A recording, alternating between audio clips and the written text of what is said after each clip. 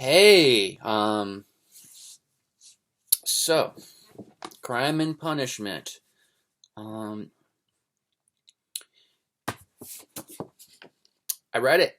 Got it done. Got it off my TBR, my to be read. I'm trying to get this. Trying to become a booktuber. Just to, it's not even just to like. I don't know. I want any attention really, but just to motivate me to like get things done, get books done on my to be read list. I live a very strange life. I'm a caretaker. So, disclaimer, if you hear screaming in the background, it's not a dog, it's not someone I'm torturing. I take care of my elderly mother. So you might hear like yelling in the video in the background, and I might have to stop the video, get up, do something, and then re-edit things later. Um, and I have no time to relearn video editing. I used to know how to do all this stuff, but so if you hear screaming of the damned in the background, I'm not. There's no one being killed. There's no little old lady who's a pawnbroker being axed to death. My mom just had a surgery. She's been having. I'm 39 years old right now, but my mother has had medical problems for most of my life, and going back, I think, particularly to 8th grade, she had a major surgery when I was in 8th grade. And from there, I just been her caretaker off and on. Sometimes she's completely fine, but, she's getting older and more routine, more health problems come up. So there's nothing I can really do to stop, what's the sounds in the background. She had a major surgery a couple days ago, and I don't want to, dox her medical information, but it's stomach related, and if she moves to go to the bathroom, she has to get up, and she's going to be in pain when she makes movements. And that's going to be going on for a couple days, and then she'll be fine. But she'll scream like a dam in the background. And there's nothing I can do about that because I'm just a caretaker, and that's my life. I'm unpaid caretaker. I can't get the money for it. There's many reasons why. Let's not go into that. Let's get back to my goals. Crime and Punishment. And this probably is in a mirror image on my crappy computer. There's nothing I can do about that either. Because I'm living in poverty. Just like the main character in the book, Raskolnikov. Lovely Raskolnikov. I share so much, stuff with him. I'm poor. Now, he lives in the 1800s, but I live with my, sick mother. So I live in a bigger house because her money pays for it. But, yeah, I'm poor. He's poor. I'm a former student. I have multiple degrees. I have a history major. I have a BA. I have a administration criminal justice BA. I have a dual major in psychology and sociology, Bachelor of Science.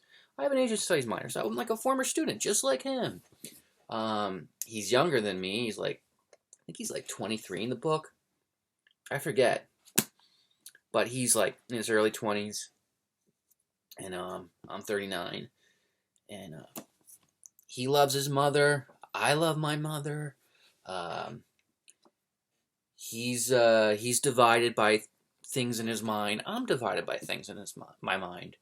I can relate to the character on many ways, except for killing an old lady. No, I can't. Yeah, so Crime and Punishment. It's a philosophical novel, and I don't have much time to read. Actually, I have a lot of time to read, but it's broken up, so I don't have time to concentrate. So I watch a lot of TV, unfortunately. I can put on pause easily and I can get back to it. Focusing is very hard for me because I have a lot of time, but I have responsibilities that disrupt my time. And reading, particularly longer books and more heavy books, it's hard because I have a lot of distractions, and they're not because I can't focus, but because things that take me away and pull me away from my focus.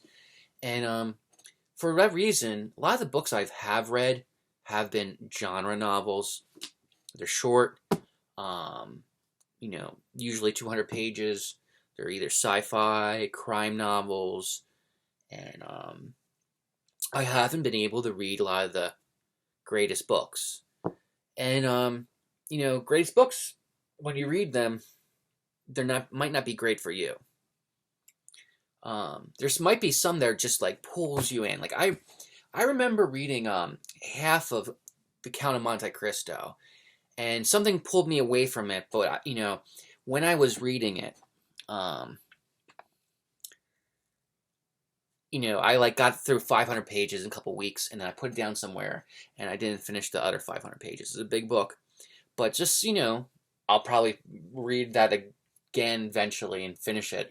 That was years ago, but there are great books where like it's just like a huge book, and I can get through it because it pulls you in. But most great books, the books that challenge you, and even if you don't agree with them. They're on the greatest books list for a reason.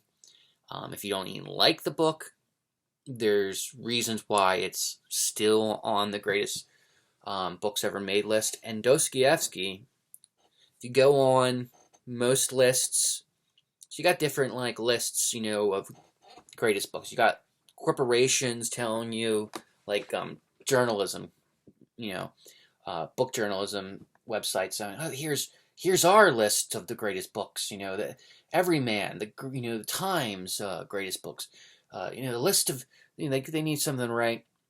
So sometimes corporations will just like make a list of the greatest books, and you don't know if the reviewers ever read them.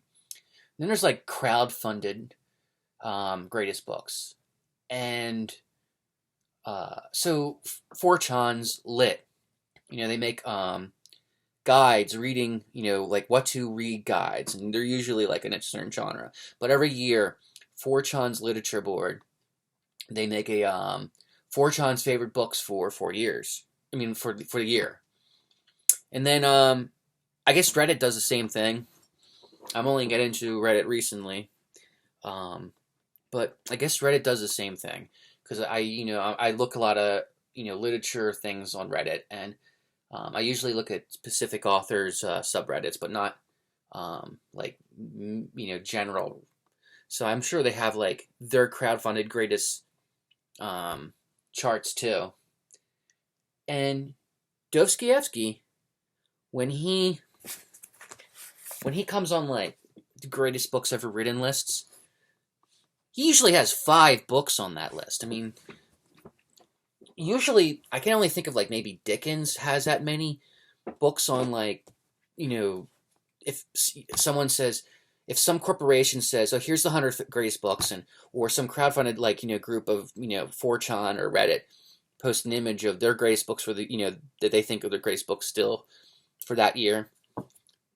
Dostoevsky, he has 5 like huge, well, he's 4 huge books and 1 small book on the greatest lists.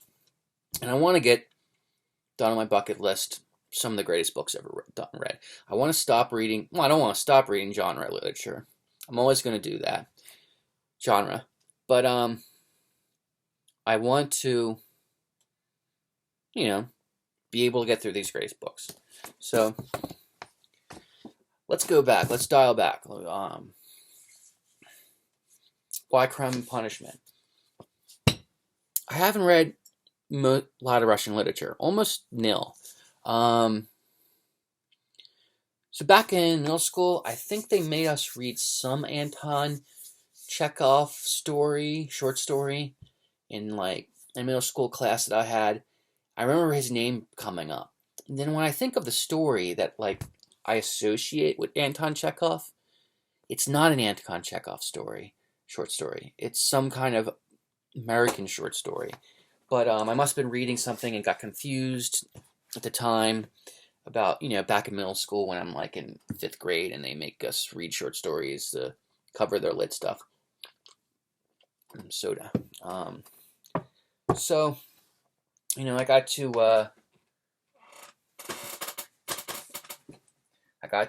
Larissa and Pevear, Richard Pevear and Larissa Volokhonsky Chekhov short novels and short stories. I'll probably read, and maybe I'll remember which one it was, but for now, I don't know.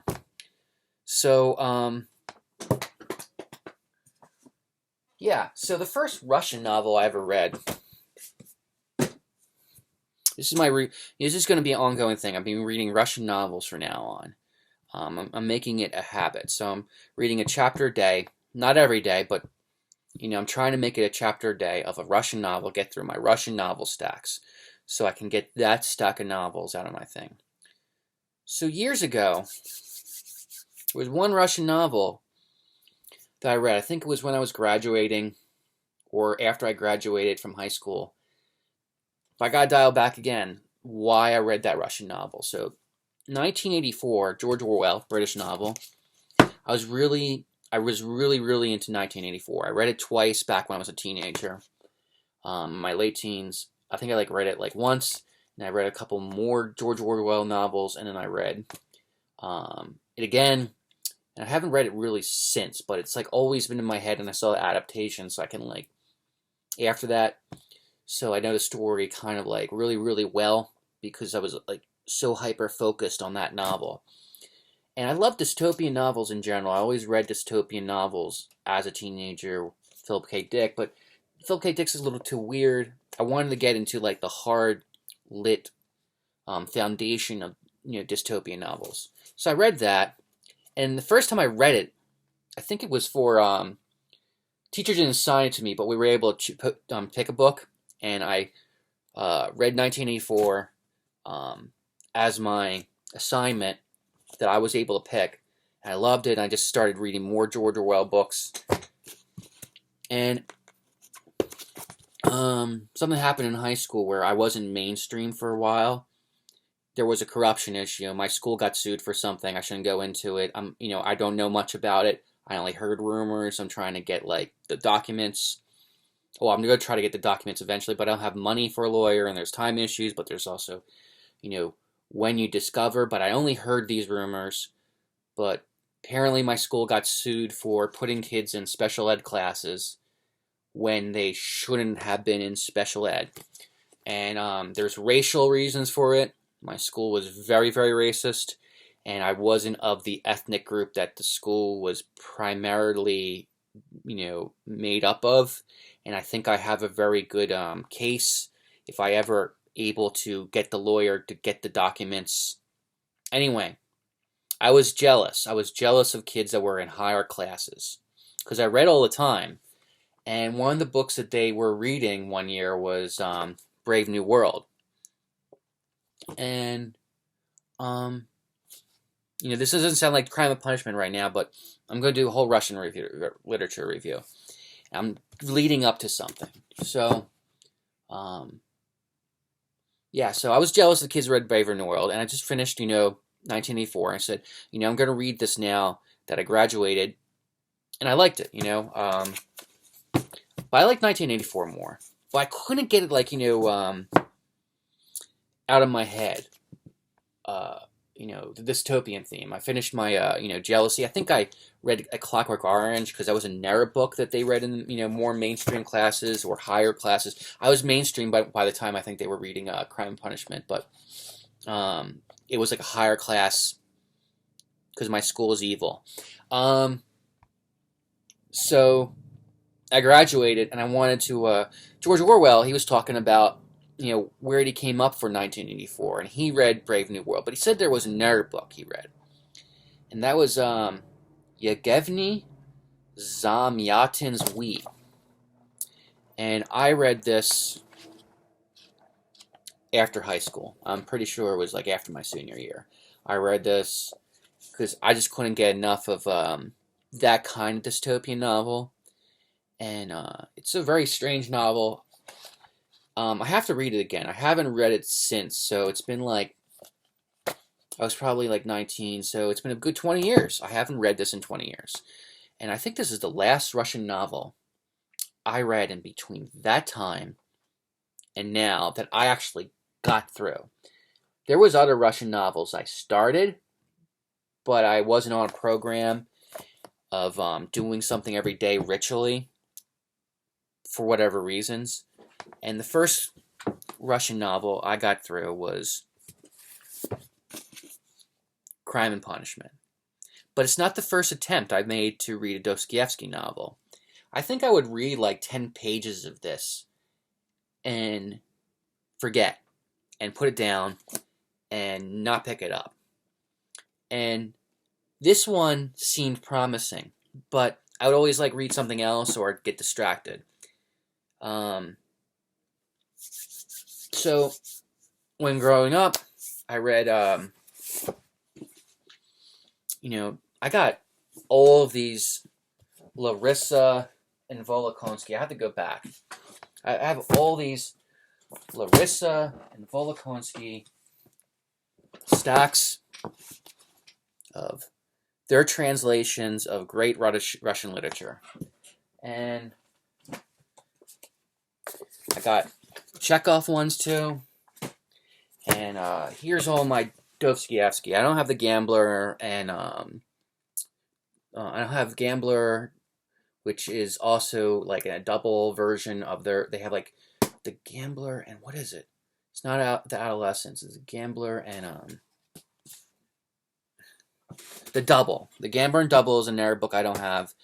They have a translation of The Adolescence, and they also have a translation of Notes from the Dead House, and I don't have that. I have these 6, and I wanted to get through them, and now my Crime and Punishment's off of there, and I'll probably be reading Notes from the Underground next, because I heard that's like a really good philosophical text that you should read before going into his other big books. I got a short story collection, which I'll probably just read randomly later. But he has 5 major books on everyone's like top 100. And I just finished one, but another one is short. So I only got 3 more big books of his. And I never read Demons. I never tried to read Demons. But these 2, I had a lot of false starts with. The Idiot, I tried to start reading, and I got 79 pages in it, and it was like more than a decade ago. And the reason why I was trying to read it was not for the right reasons. There was an Akira Kurosawa movie adaptation that was truncated, that the surviving print of the longest version doesn't exist anymore, but there's a shorter version that's really still long that exists. It's on the Criterion Collection's Eclipse box set. And I just loved Akira Kurosawa in my early 20s. I took Japanese in college after that, but I was trying to learn Japanese by myself before that. And I was just obsessed with Japanese things. Not just anime, but like a lot of samurai films, Godzilla. I have an obsession with Japanese culture, and it was adapted into, a famous Japanese, not a famous movie, but a movie by a famous director.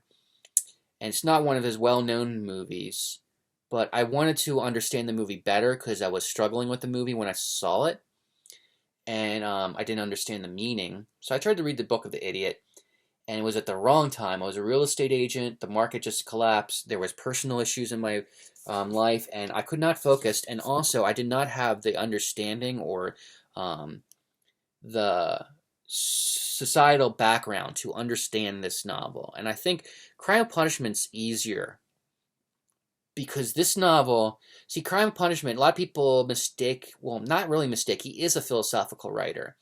But to Russians, he's more of a mystical writer, and that's because most Westerners do not understand Eastern Orthodox religion. And when I was reading The Idiot, I never entered a Russian church. But a couple years ago, I started going to a Russian Orthodox church. I wouldn't say I'm Christian, but, I toy with the idea a lot, and sometimes, I try to get into Christianity. And I was going to an Eastern Orthodox church like every week for a couple months. And going to an Eastern Orthodox Russian church particularly, you learn something about their version of Christianity is very different than Protestant or Catholic. It's much more medieval and about suffering. And the Russians suffer not just because of their version of Christianity and the Tsar, the oppression of the Tsar, but like also the cold winter. Russia's climate is just very suffering, and you can read all the you can watch all the Dostoevsky Dostoevsky bros. I'm probably pronouncing his name wrong. Yeah, probably pronouncing wrong. But I'm getting tongue tied. But you get the point. You can probably watch all the Dostoevsky literature bros on YouTube, and some of them are good. Some of them are bad. Some of them are talking actually about the material, and some of them are just political. That are using Dostoevsky for a self-help thing or a political thing that is out of context. You can watch all those videos and you can learn a lot about like Dostoevsky and Nietzsche. But if you don't go into a Russian church regularly, you will not understand the idiot at all, because you need to understand their concept of suffering in the Russian mentality. I think it's even hard to like express this very subtle difference in the Russian Orthodox Church. Even to Catholics. Catholics, they have a lot of guilt. Okay, I don't know much about Catholicism either. My grandmother was Catholic Polish, but I wasn't baptized into it. So do not take anything out of context, but, a little more higher guilt stuff, but it's not the same suffering as the Russian Orthodox Church has in their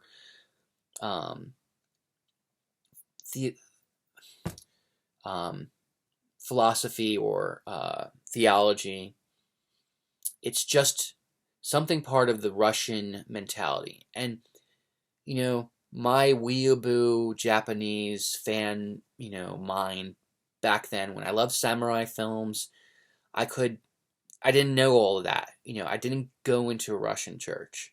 So the idiot was lost on me. I got 79 pages in or something, or 76 pages. Still, my bookmark is still there from a decade ago. I got 76 pages in, and I was suffering the whole time I was reading it because I did not understand it. So it was a bad place to start. Now, after I graduated from college, I would always open like Crime and Punishment and Brothers Karamazov to, because I heard they were like two of the best books ever. Those are his like. If you say, ask someone, what are the best Dostoevsky books? Not what to read first. They'll tell you Notes from the Underground because they think it's shorter. But if you ask most people who are fans of his, which are the two best books, you'll get these two, and they're on the highest like top lists to get on my bucket list, get it off. So I'd always like toy with these two and not get far. And, only getting like to 10 pages and never finish it. I finally finished it. But the Brother Karamazov, when I would start trying to read it, was like, whoa, this thing is really about Eastern Orthodox Christianity, and this is going to be a lot more of a struggle. We get like 30 pages in and just be like, I want to read something else. I didn't have this goal yet of just getting through my Russian literature stack. So when I actually decided what I was going to read Crime and Punishment. Now, getting into the book and, well, actually, let's go back before we get into the book. Why am I trying to get through my Russian stacks? Well, yeah, I got a whole stack of them, and there's this particularly couple who translate books. I want to get through those before I read other versions by different translators. But I'm learning Russian on Duolingo. I don't know much yet, don't want to embarrass myself, but, oh, I'm hearing some screaming now. So, I've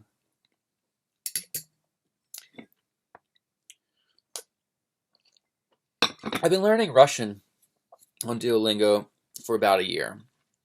I do other courses. My main course is Chinese, but I did some of that in college, so it's not as hard. So I'm like doing Russian as a side thing, but I do it almost every day.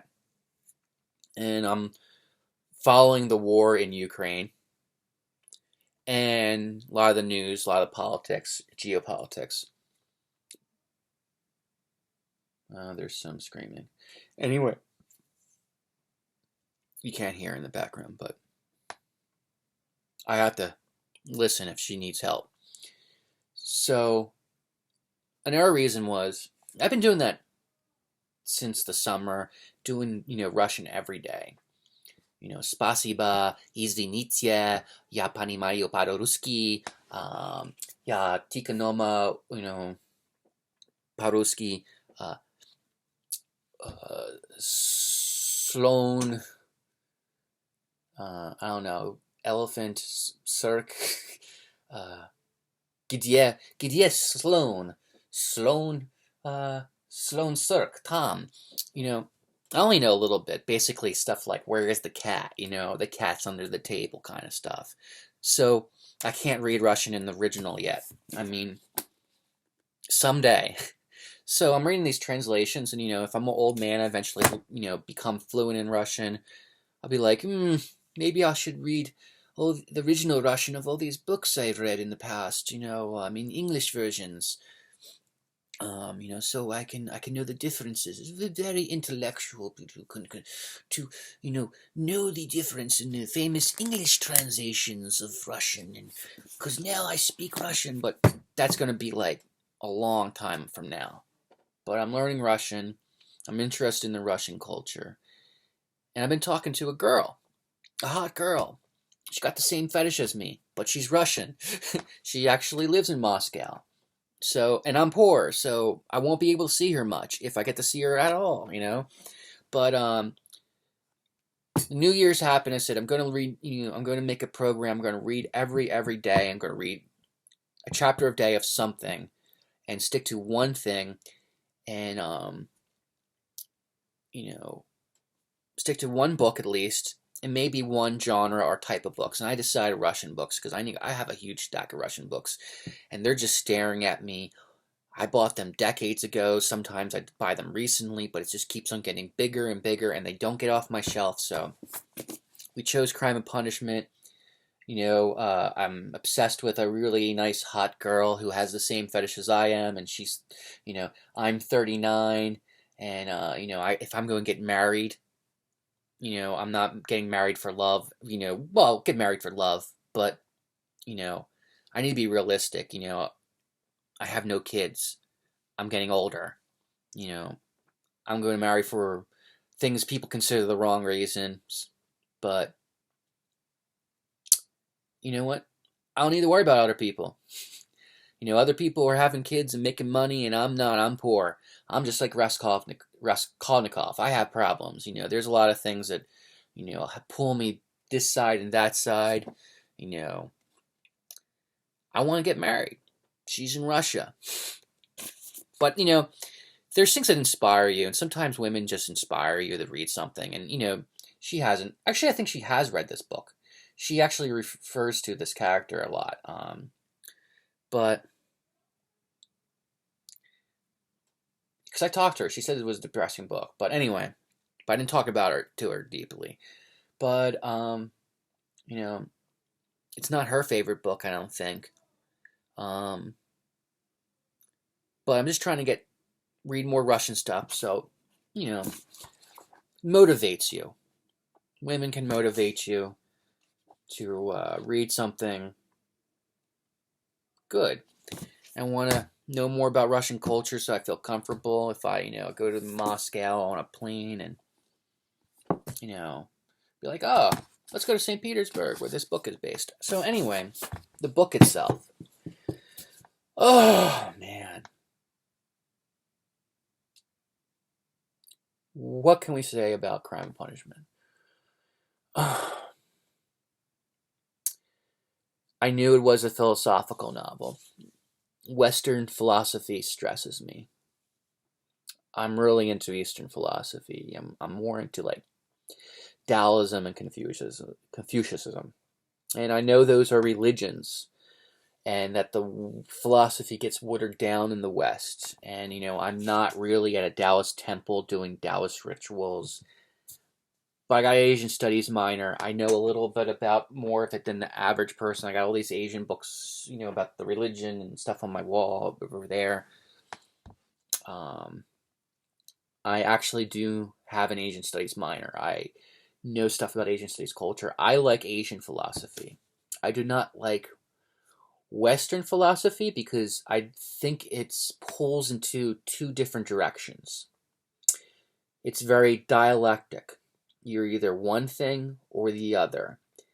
And I think Western philosophers don't see the connection in the shades of gray. The yin yang in Taoism is very integral to East Asian philosophy, and that is what I like. I do believe there's evil and there's good in the world, and that there's like things that are more evil and things that are more good. And I think maybe there's complete evil or complete good. I can, believe there's things on a spectrum. But when Western philosophers talk about things, it's always, then there was thing, and then other thing happened, or there was good thing, and then bad thing happened. It's just, I know Western philosophy, and most of the people who put their greatest books on the greatest books lists, it's not like a genre novel. It's always a philosophical novel. And Crime and Punishment is philosophical, especially people bring up Nietzsche. See, Dostoevsky, there's no indication that I know of that he knew who Nietzsche was, but Nietzsche knew who he was. Nietzsche loved him. Nietzsche was like, he's great. I read his stuff, it's great. See, I'll have to read more biographies of maybe Dostoevsky did know about him. But they were talking about existentialism, and I'm probably going to say something wrong here, or you're going to disagree with me, but existentialism is very confusing, and it's a whole different types of people thoughts, but my general understanding of existentialism is it is Western societies coping with the fact that God is not as important in people's lives as it used to be in medieval times. Not that God doesn't exist, or he does exist. It's not an argument of if God exists or not, but that he's not as important in the social things that people do every day. So you'll have some existentialist writers like Dostoevsky and Kierkegaard who are severe Christians and believe in God. And then you'll have other writers like Nietzsche, who seems to be agnostic. I don't know if he believes in God or not. Or Albert Camus, who I think is atheist, pretty sure.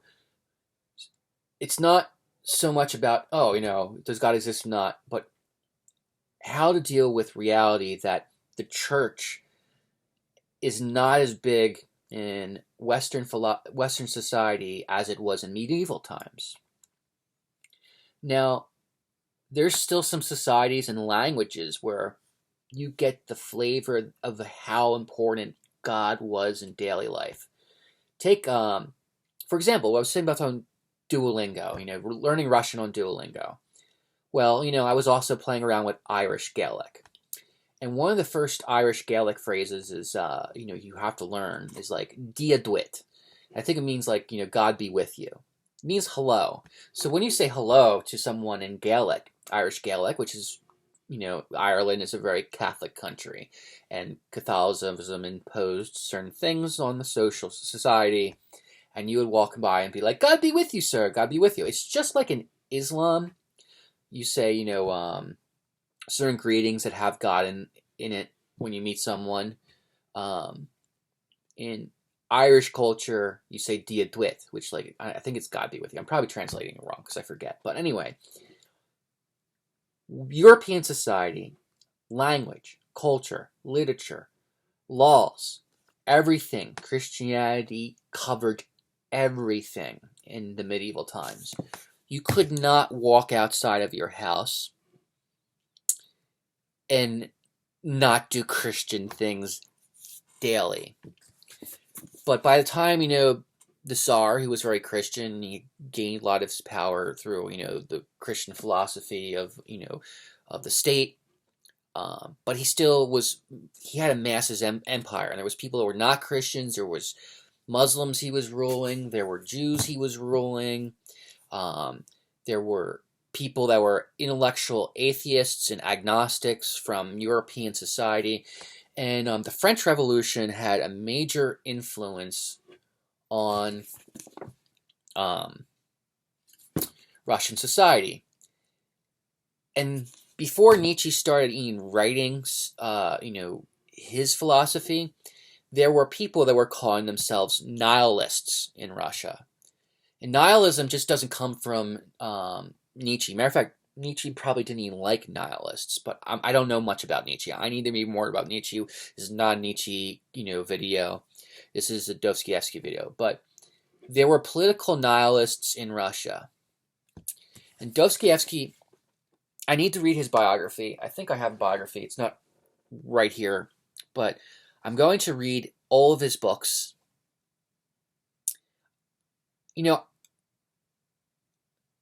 I liked him. I liked Crime and Punishment, but I got issues with it. I have severe issues with Crime and Punishment. And it will come up later, and that's why I didn't mention it in the beginning of the video. I was going to how do you do this? How did I criticize Crime and Punishment? Everybody loves Crime and Punishment. I'm going to get so much hate if I just come out and say it. So that's why I led you so much into this video. I did like it. I liked the story. But Western philosophy I have a problem with. And it has something to do with Dostoevsky's background. As a matter of fact, I said it was poor. Not like super poor, but I'm under the I am under the poverty level. And I am struggling. And there's all this crazy politics. And there's people that will call you a Nazi or a libtard from both sides. People are politicians. They're murdering people in the Middle East and in the Donbass. And they're doing it for racial reasons. There's Banderites. Banderites are Nazis. They're real Nazis. They're not some guy who voted for Trump. Banderites have a father who was taught by his father. And the grandfather served in the SSS. That's what's happening in Russia and Ukraine. And people don't talk about it. I'm part Polish. I've been doing some research, and it seems like, Nazis have been actually killed some of my cousins. I don't know much about it because I'm part Polish, and, I wasn't, my grandfather wasn't in Poland at the time. But, I am part Eastern European, but I'm I'm very American culturally, and I'm intellectual, so I'm getting more connected to that. But our politicians are doing a bad thing, and they're not discussing it. And I'm also living in poverty because of the pandemic. I didn't take the vax, and even if I did took the vax, I have issues with my mother. I have to take care of her. I let her use my car to go driving. And this doesn't seem to do much with Dostoevsky, but there's people that try to sell you philosophy online.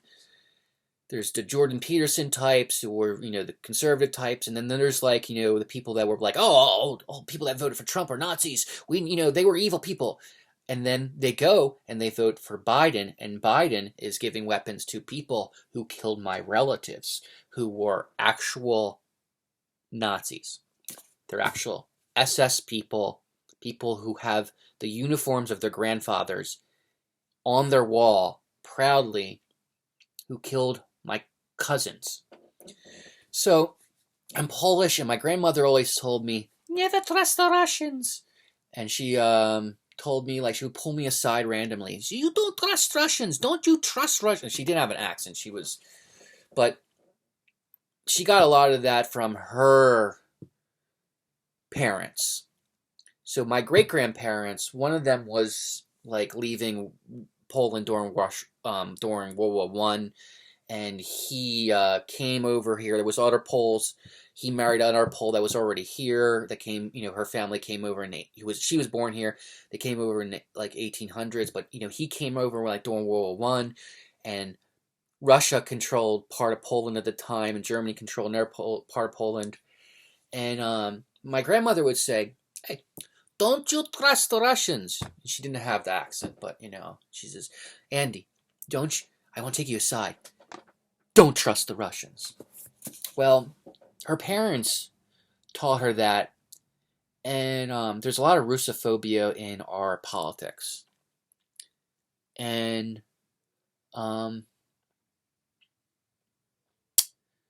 see, in World War One, Belarus and Ukraine were part of Russia. And if you were Polish, the Russians that you knew that bordered your town weren't what we would call Russians today.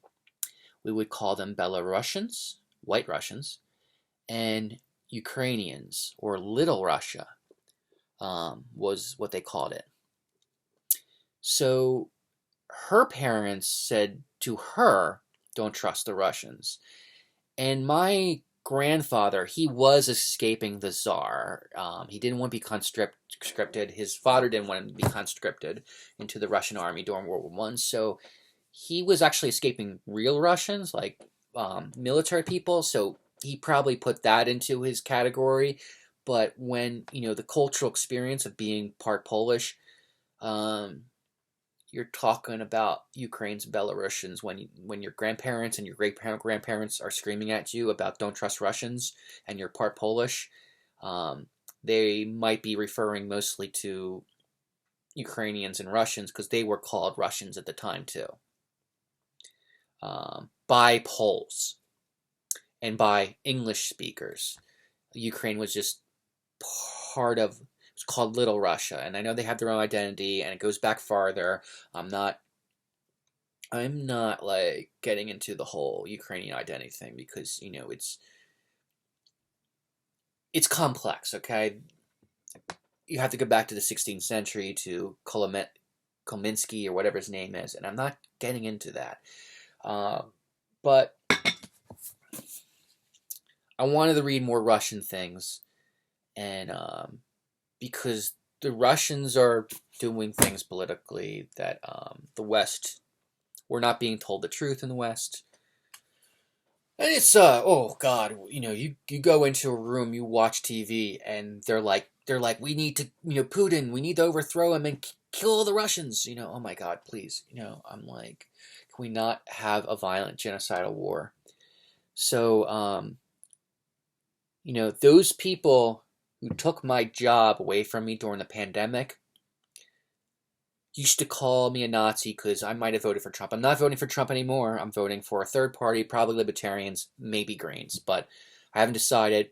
But both sides, are too invested in a war, and they both took my jobs away. But the ones that were really screaming at me were people that were liberal intellectuals types who identify as liberal intellectuals and who identify as Democrats. They're now on board with supporting Nazism in that part of the country. So I have issues. I have severe issues with this whole region.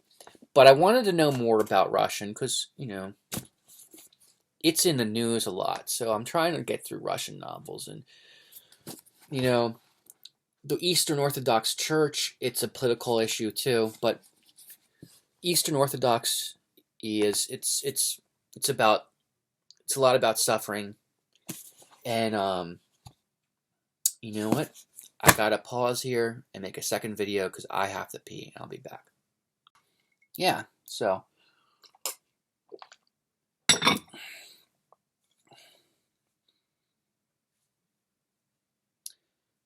bring my thoughts back into a more sane, calm, relaxing mentality. Dostoevsky was born to a father who was a doctor, and his mother apparently did nursing. Seem like good people. They're good people. In Russia proper at the time when Dostoevsky was being raised, most people were serfs. I don't know the exact percentage, but it's like 90 or 99% of the population were called serfs. It's a type of slavery. I don't know if it's true, but it's like a non-racial type of slavery, people say. Or there might be racial things, like, Russians were slaves, and maybe like people in other parts of Russia weren't slaves, and it might be more complex, but it's not like American slavery where it's like he's black, or he may be a freeman, but he broke some law, so we can re-enslave him. Or that person is half white, but their father was a slave, so we can still keep that person. There wasn't like the racial component to bring people back into slavery because of the skin color. There might have been an ethnic issue, but most people in Russia at that time when Dostoevsky was born were serfs, and serfs or slaves. People that weren't slaves were the nobles. And then there was like this middle class. And it's not like our middle class. It's not like, you work in the office and you have a really high position, but you're not the owner.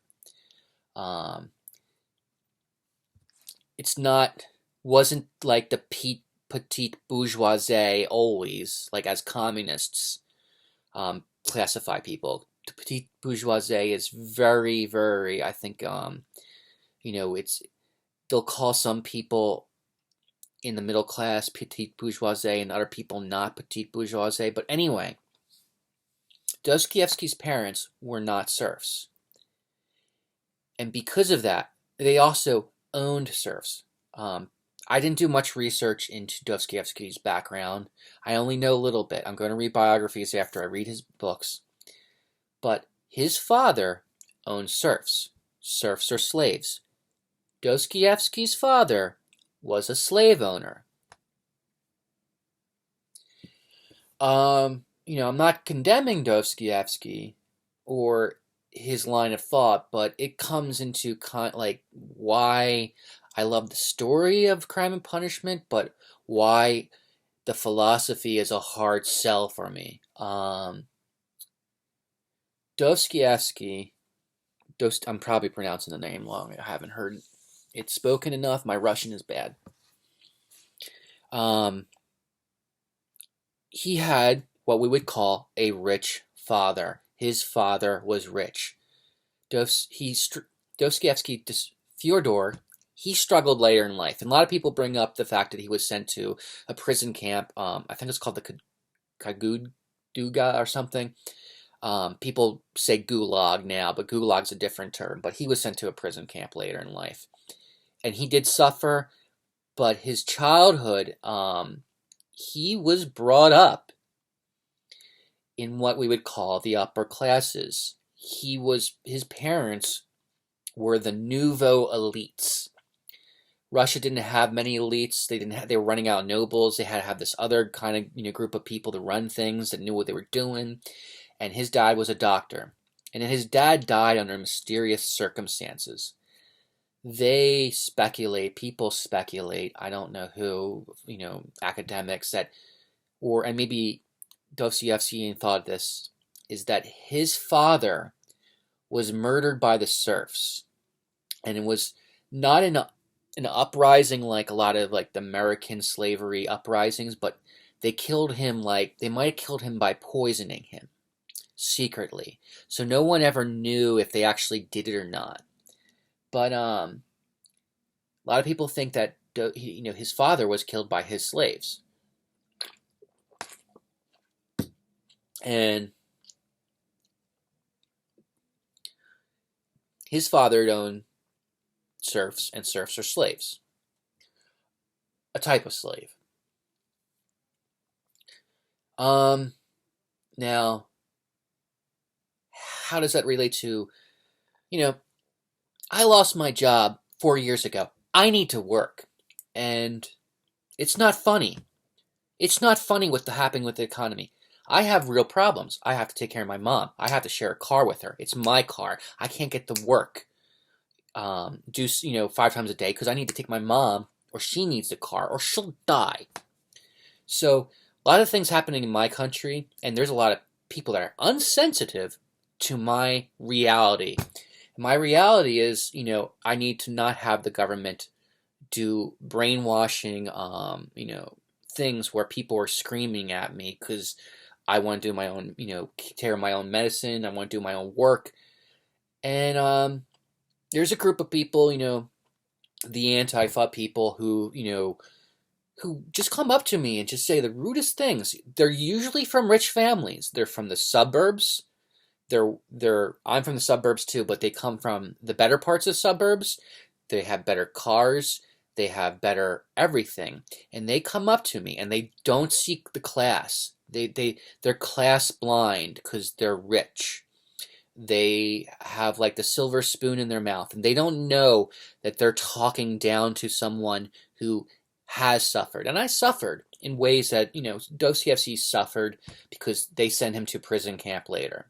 And that's a lot about, a lot of his novels are about suffering, and a lot of the good ones are about his experience and his reformative experience. But hey, I've been suffering all my life. I'm from a broken home. I got beat up. I got punched, abused as a child.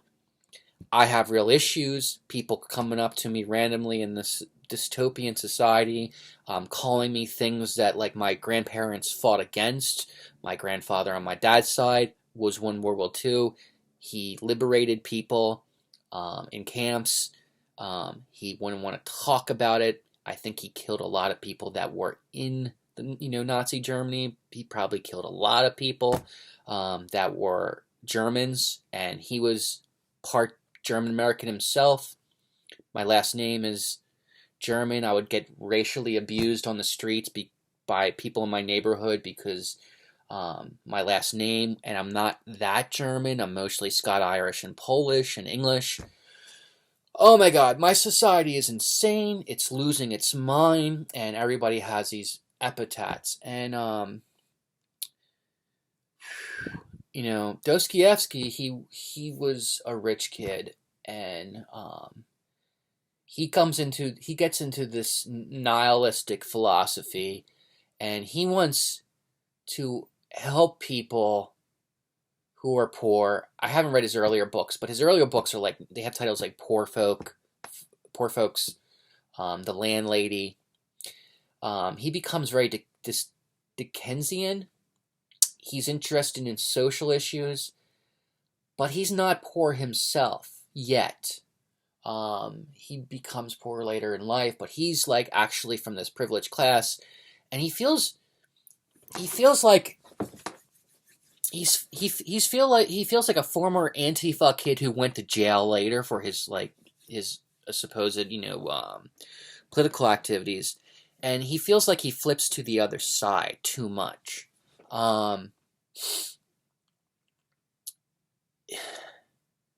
I haven't read his earlier novels, and I should. So, everything I say in this is probably just wrong. It's my first impressions, but it sounds like he's trying to, like, sell me something too hard, and I just don't want to be sold something.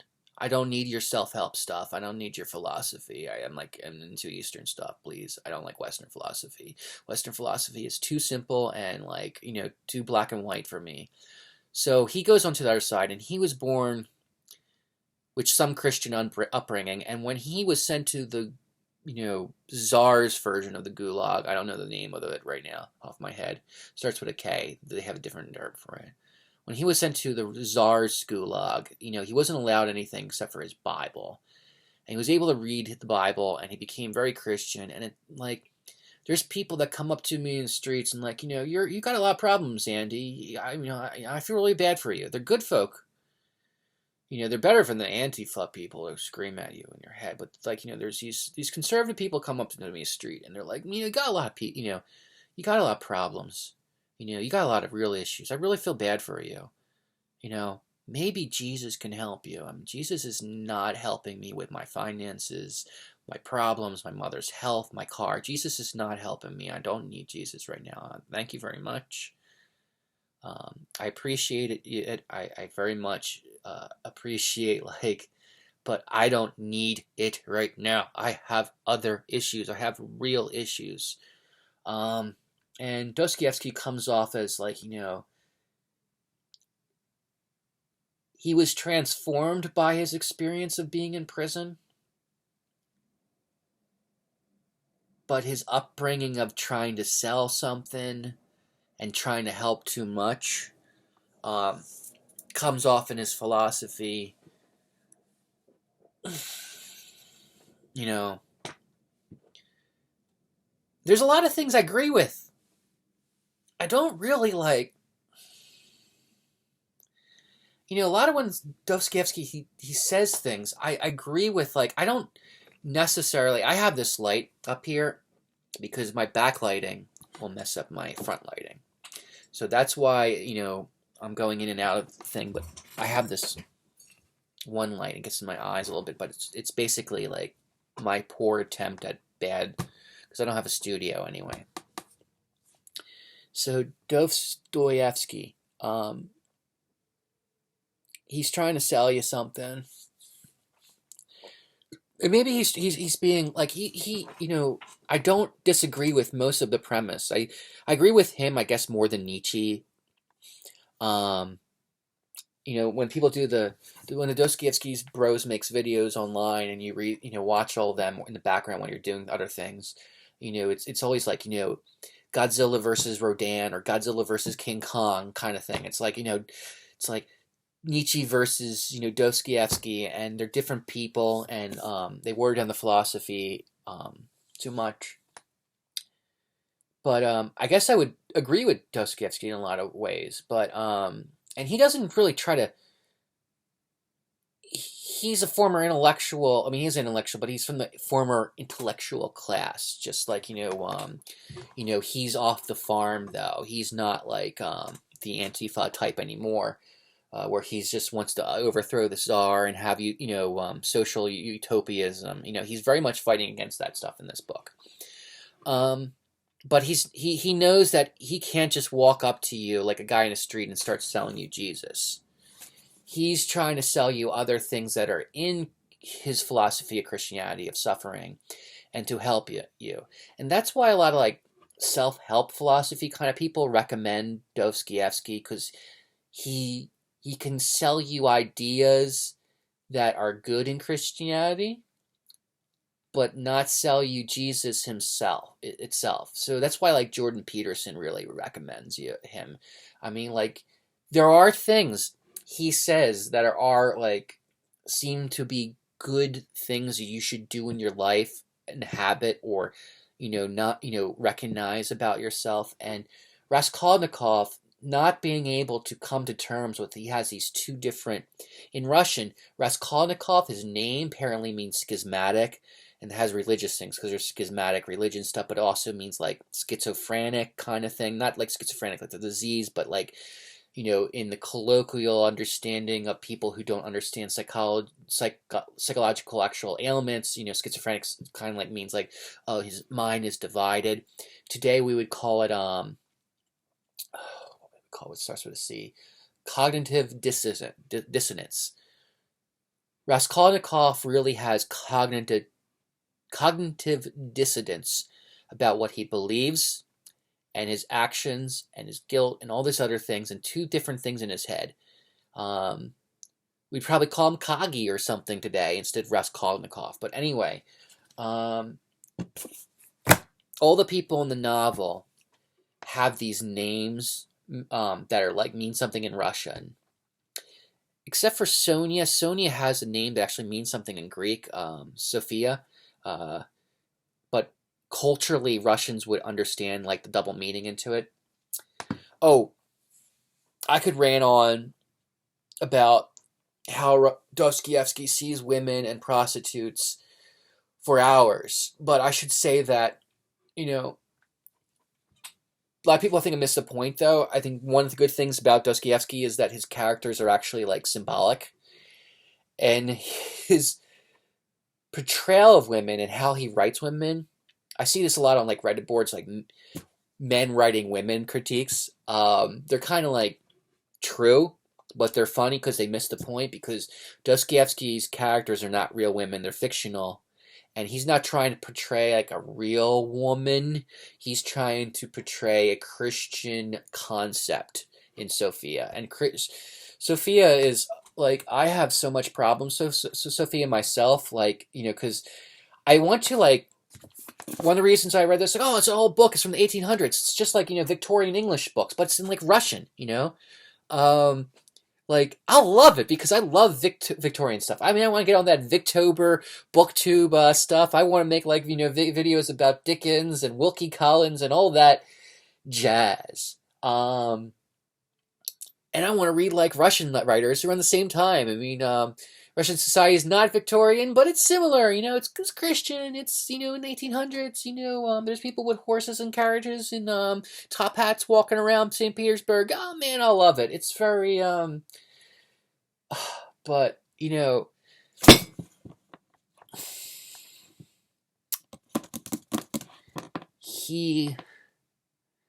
it's not Victorian. I don't have the Constant Garnet or whatever her name is. Translations that make it more Victorian. Yeah, so Sophia is a prostitute, and I like bad women. I wouldn't say I dated prostitutes. I probably dated women who became prostitutes or were prostitutes before I dated them.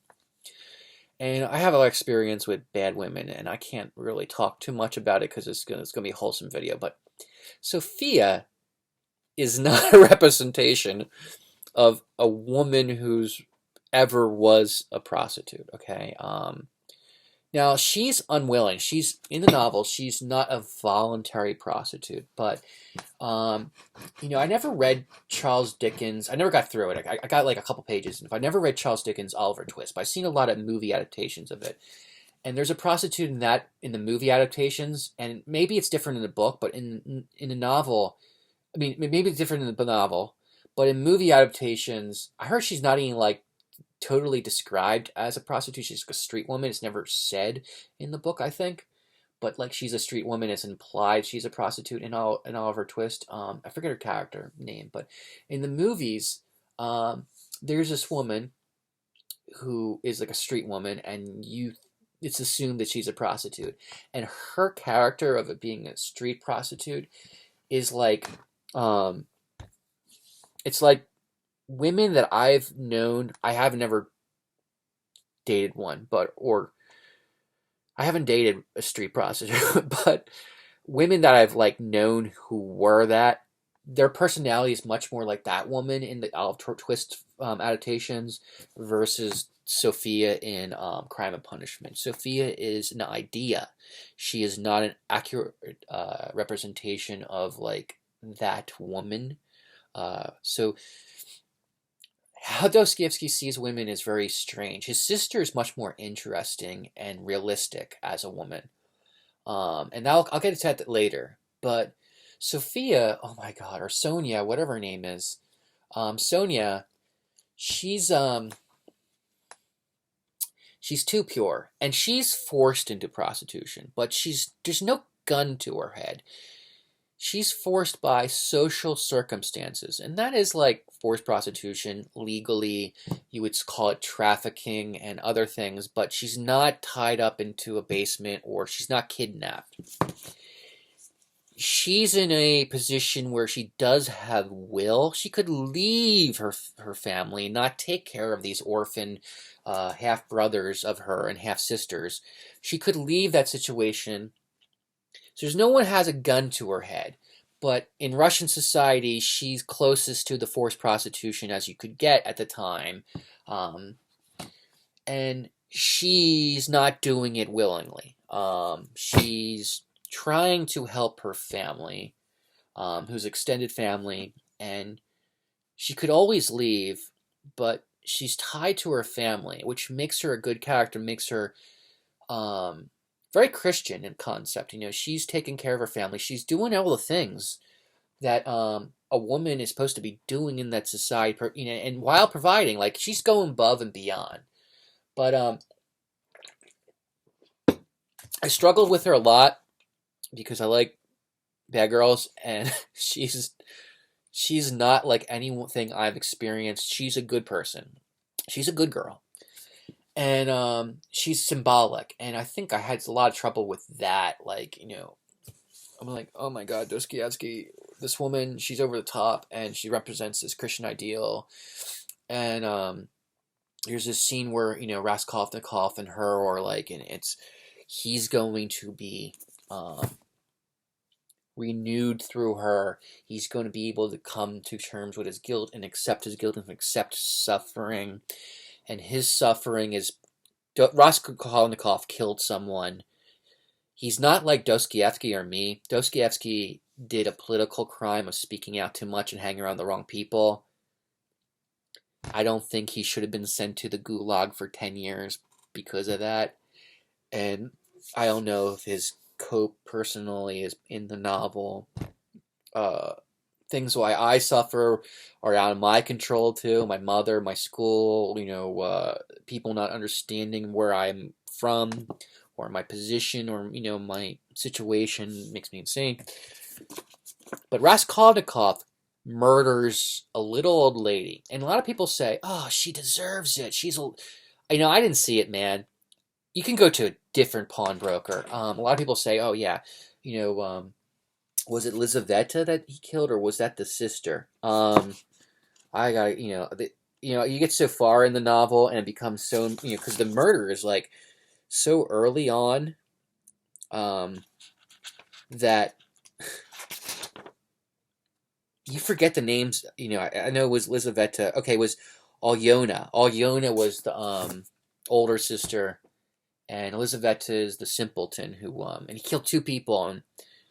And people always like say in these like Dostoevsky like bro videos that Alyona deserved it. Yeah, she was a curmudgeon, and she ripped people off. But man, you can go to another pawnbroker. It's not that hard. Like, I don't understand. Like, oh, she deserved it because she was ripping people off. Like, yeah. It's not like your student loans, you don't have a choice about who, does your student loans. No, he can go to another pawnbroker. It is a voluntary transaction. I don't think okay, I have such a libertarian mind. My politics have been changing through the years. I don't know if I describe myself as libertarian now, but basically in my early 20s, is like, Alyona never violates the what's it called, the libertarians, the thing that they say, oh, the social contract. She never violates the social contract. She doesn't she rips him off, but man, you can go to an pawnbroker. She doesn't violate his freedom. He comes to her and he lets her exploit him monetarily. He knows she's ripping him off. he keeps on coming and selling his father's watches and his money. And people are like, oh well, Alyona is a horrible person. She deserves murder. No. And there's so many Dostoevsky bros like that like he did a bad thing, and Yana didn't deserve it. Now, Lizaveta is the second person he murders, and I guess like Lizaveta is a simpleton and a good person, and she's connected to Sonia. They're both Christians. They're in the same Bible studying group or something, and that connects him to Sonia. But I never see like Alyona actually like. Wait, is it Alyona? I don't even know. Yeah, it's Alyona, I guess. I never get this when people say like Alyona deserves it. Yeah, she's a curmudgeon. She's nasty. She rips people off. But she never like, murder is like you destroy someone's life. It's so much worse than like people put it in the same category as rape, but no. You like take someone's life from them forever. You never like, oh my god, I know people that got murdered. I'm like, yo, no, I've seen people in my real life who've been murdered, and no, murder is like one of the worst, and he does this horrible crime, and it's different than any other crimes. There's no like, okay, there's voluntary there's manslaughter. Okay, there's positions where you didn't want to kill someone, accidental murder, but he goes in there and he doesn't it's not manslaughter. He kills her. He murders her. He's a murderer. He's an actual murderer. There's no like situational thing. He wants money, but he never really uses it, and that's not the reason why he murdered. He murders someone because of his philosophy, and it's all about this nihilism and stuff. And Dostoevsky's right about one thing that I do agree with him in his philosophy. There's these back in his day, there were these Napoleon bros. Oh, Napoleon. Napoleon wants me? Man, I don't like a Napoleon, but he says I'm his top guy. Napoleon wants Napoleon. All right, Napoleon. I'll do it. I'm your top guy, Napoleon. Napoleon asks you, man, and he says, "Look, I need you. You're my top guy. You're gonna do what Napoleon wants you to do." You're like, oh man, like he's the version of like Hitler bros today. And there's people, I've met them. I'm bisexual, okay?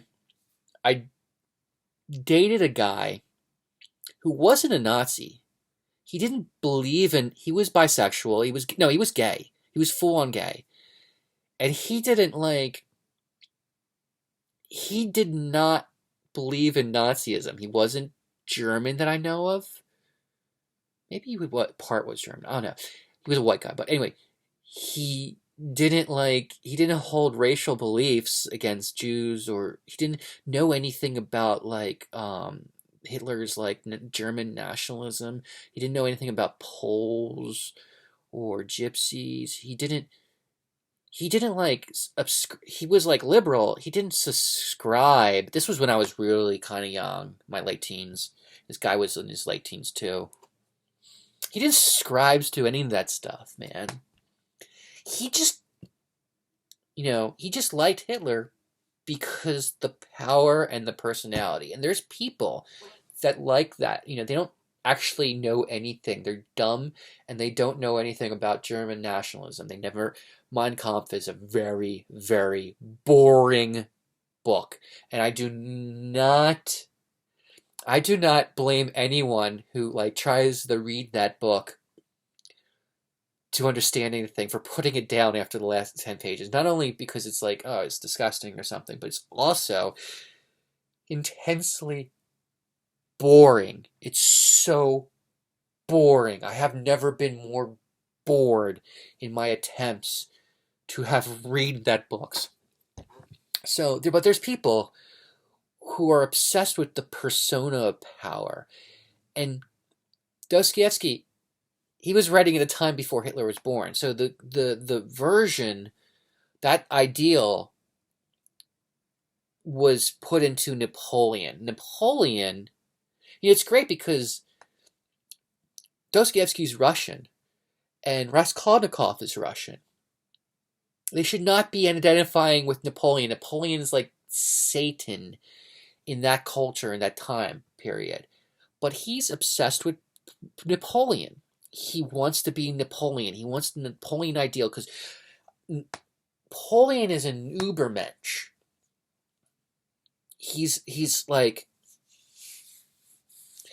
an Ubermensch. Okay, it's a German term. A lot of people think it's like, oh, it's totally racial, but no.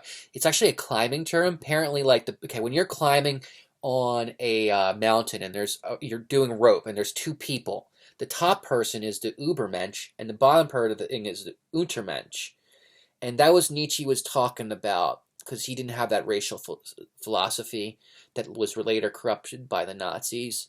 But the Nazis corrupted that, meaning, oh, these other racial classes, they're pulling us down on the bottom of the rope. And the Untermensch is superior because he pulls them up, So Napoleon, he was able to step above, do things like, violate the laws, common decency that people, views that laws are Christian laws. And he was able to do these nihilistic things that people accepted, even though, like, society was still Christian, but they were transforming because in the French Revolution, he was able to do things and transgress things because he's this nihilistic symbol of power. And there's people, and if you're Russian, you do not like Napoleon, but people obsessed with power don't care. Just like that guy I randomly dated for like a couple weeks. And I was like, no, man, this guy's dumb. So,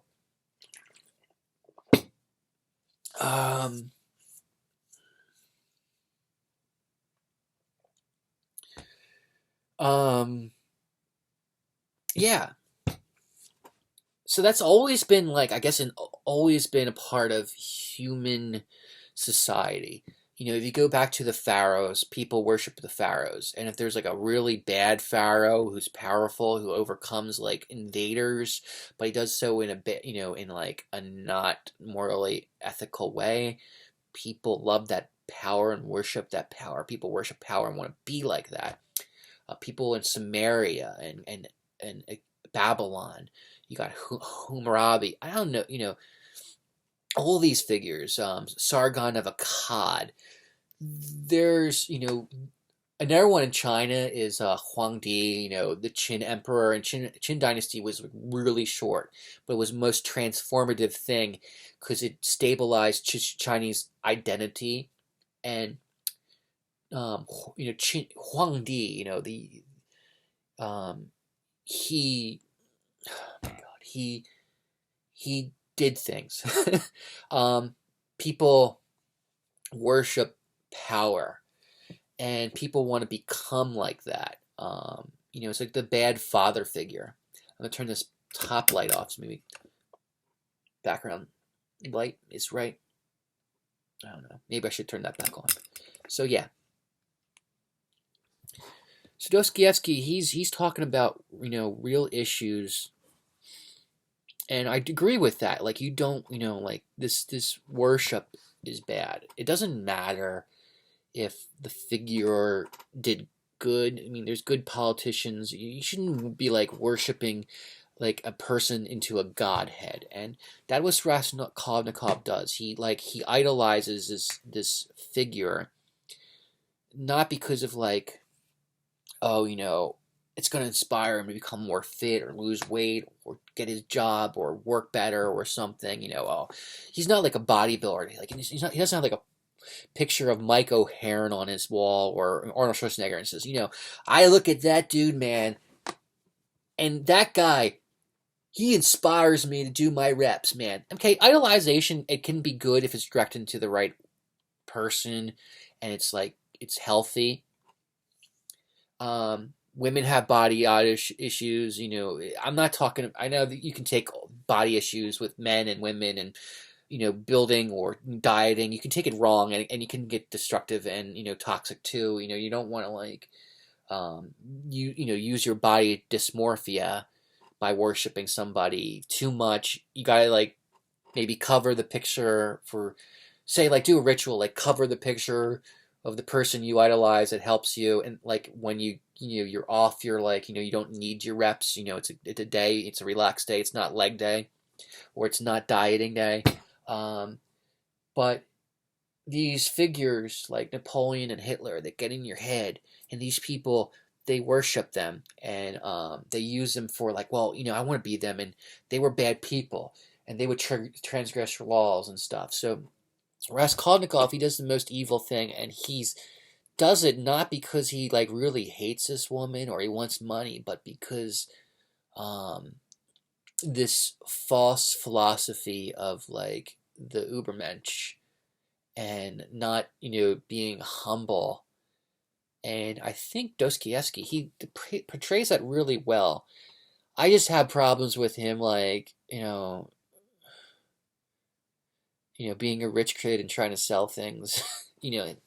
Philosophy is all trying about selling the belief system. So you can't get around that.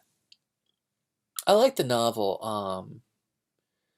So who's that character? I have a hard time pronouncing his name. Arkady Ivanovich Svidrigailov. Svidrigailov. Okay, that dude, he's one of my favorite characters. And I have a problem with him too. I mean, like how Dostoevsky portrays him. I mean,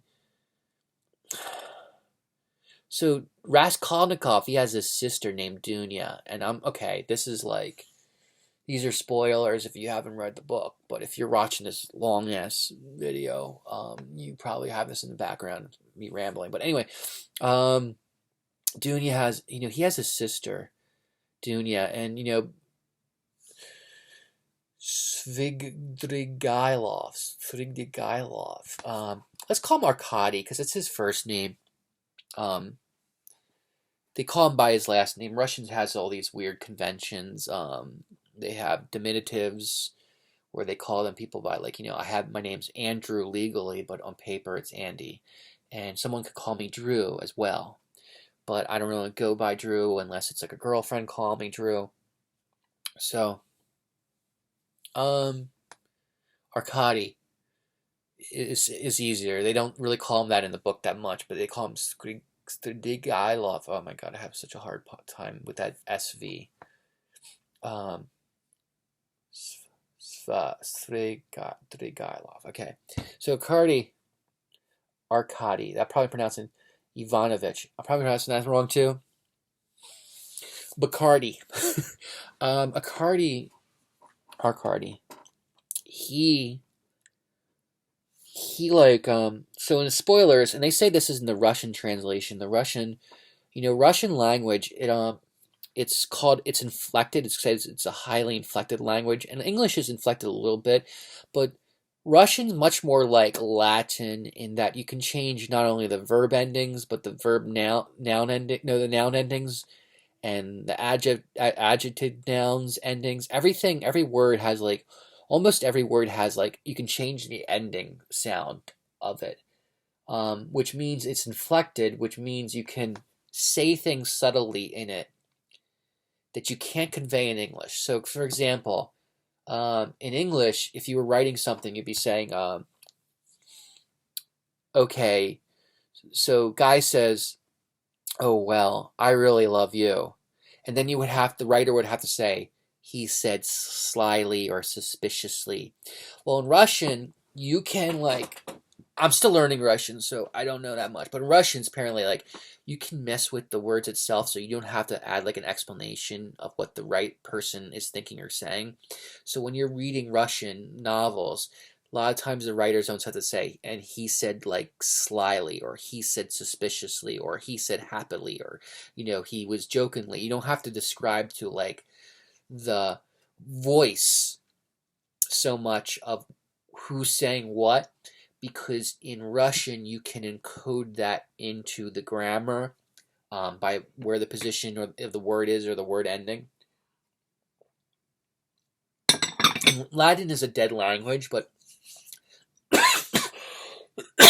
if you're learning Latin and you're trying to read Latin classics, like the Aeneid, remember that, because a lot of things are lost in translation, and no one speaks Latin really as a living language. So you're not even going to understand those things if you learn to read fluent Latin and you don't have anyone to speak it with. But you're reading original version of the Aeneid or Tacitus or any of these, or Julius Caesar's lives, the lives of the Caesars or whatever. All these works, Latin is very inflected, so you can say things subtly that you'll never understand because there's no Latin speakers that hint the what that verb ending means, that noun ending means. In Russian, people speak Russian today, so even if you learn Russian fluently, you're only going to understand these subtle things in Russian if you were born Russian, or you move to society and you become so fluent in it that you know when someone's saying something. And Russians, I know American Russians, and they tell me people don't smile in Russia. Matter of fact, there was an incident right after the Soviet Union fell. They started having the first McDonald's in Moscow. And Russians don't smile so much. They don't use their facial expression so much, in Soviet Russia, because you can say things that you don't need to convey your happiness on your face. You don't have to laugh as much. So people in Russia, in Russian society, they're ordering things. They seem like very taciturn. So you're going up to, you're in a restaurant, and the waiter comes up to you. The waiter's like, "What would you like? Would you like sandwich, or would you like beer? We have soup for today." Now, American waitress will come up to you like, "Hi, love, how you doing? You want some soup, or you want some grits? We got all types of things we like." So the reason why Russians don't do that is because I think their language conveys things. So when they're speaking Russian, they don't have to use their face so much. So they're not trying to be blasé, because they'll say the thing in their mouth. Where Americans, the English, doesn't have that many endings. There's some kind of ending, but you can't do as subtle things with it. So Americans and English speakers, they have to convey things in faces. So when Russians, they move to America and they get a neighbor and they move to the deep south. One of my friends, she moved to Florida and she was just off the boat from Russia. And they moved next door and this guy comes up and like, "Hi, the neighbor, how you doing? Oh man, I never knew. We got Russian neighbors in here now. Oh, it's so good. How you doing?" And they're freaking out. They're like, because in Russian society, if you use too much facial expressions, it's considered deceptive, or that person is going to has some kind of evil thing. So they were freaked out, "What is he? Why is he so friendly? Well, he's coming up to us, but he's smiling all the time and joking and joking. We don't understand." And then she told me it was very funny. She was like, "Oh yeah," and then I learned that Americans smile a lot, convey things. So in the Russian language, there's things in, and I learned multiple languages. I'm not fluent in really in them. I just study the differences between languages, and Chinese is very, Japanese is very complex in the verbs, and Chinese is not. So when I was studying Japanese, it was wow, they have all these different levels of these verb endings for politeness. And then when I went to Chinese, it was whoa. The writings is hard. There's all this, Chinese characters, but it's very basic to the points. When you're reading Chinese literature, it's great emperor, he did this. Great emperor did that. I'll explain everything because we have no verb endings. We had to, and he was very angry, so I have to describe his anger. He was very cross with them, so I have to describe everything. So Chinese literature, when it's translated into English, it can be over the top. Try to explain everything, because Chinese, most of the puns are in the written language, and the special conveying certain more, it's in the written version, or it's in the tones. and you can't read you can't read tones in English unless you have pinyin under it.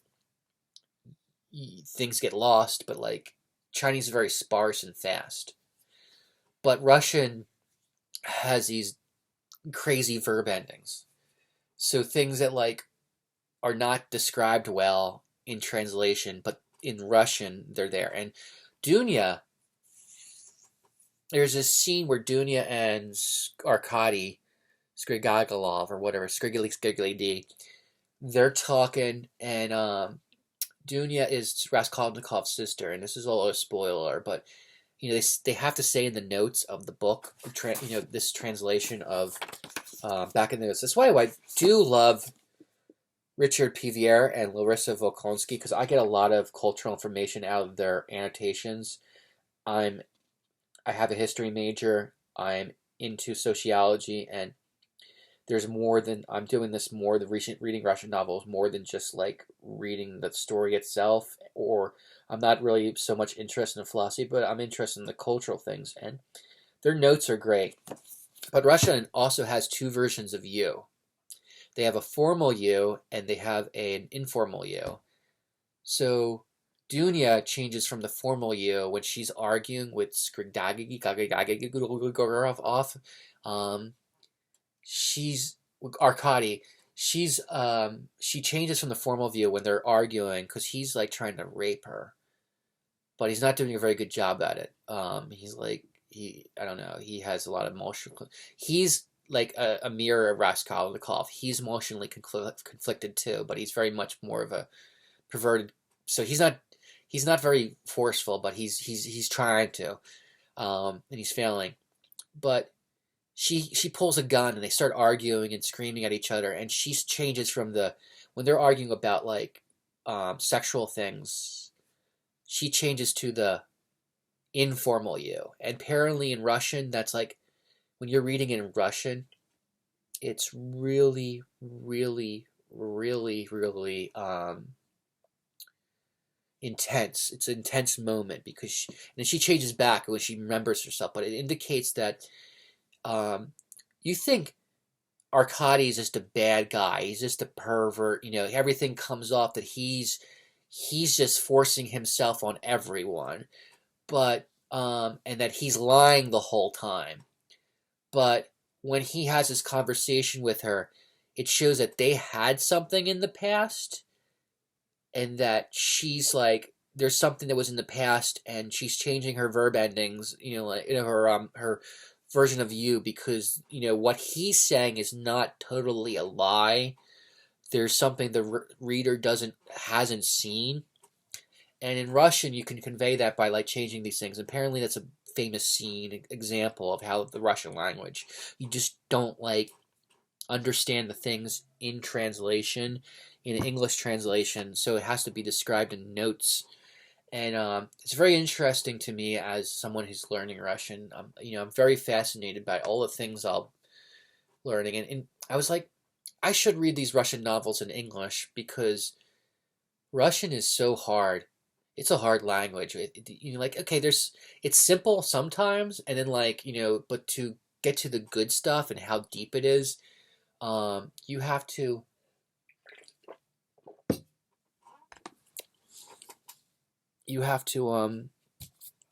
learn some cultural things. Tolkien, I think, said something like, he was into language construction, and there was all these like people doing, language construction like Esperanto, and they wanted to do it to make a world language. But any language you make has to have a culture with it to really like seep in. And if you force like a constructed language on a populace or a subgroup or people hobbyists, they start making their own subculture. So like Esperantists today, there might be a lot of them that try to still believe in the world, like using Esperanto to like speak to other people around the world, but it's really becomes like a weird hobby subculture. And the deeper you get into Esperanto, it becomes like you're in a subculture. It's against the point of why Esperanto was created. It was created to be a world language, not a weird subculture that only certain people that only speak Esperanto, So language comes to culture because only some people speak a certain language, and that creates culture, or culture comes with it. So Tolkien said, like, I wanted to create these languages, these elfin languages, but like I needed to like give them a culture and history, so I wrote books about them. And yeah, the first book is The Hobbit, and that's a child story. I didn't really add that much of the language in it because it was writing something for my children. I was bored as a professor, but Tolkien was like, well, then Lord of the Rings. I took what the ground I settled in The Hobbit, and I took my language stuff, and I built up on the world of The Hobbit. I wrote for my children out of boredom. I was telling these stories to my children. I built up that world, that medieval fake world, fantasy world, and I added my intense love of like trying to create these constructed languages, and I combined them together, and I made Lord of the Rings. And Lord of the Rings is, a lot of people's favorite novel. And it's beautiful. It has beautiful language in it.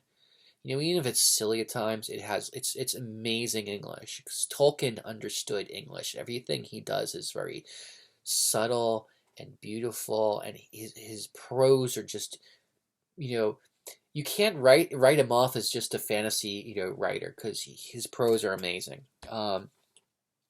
And that's an example in English. And in Russian, when people read translations of Tolkien, I heard there's a sequel in Russian that someone wrote for Lord of the Rings. I heard it's good.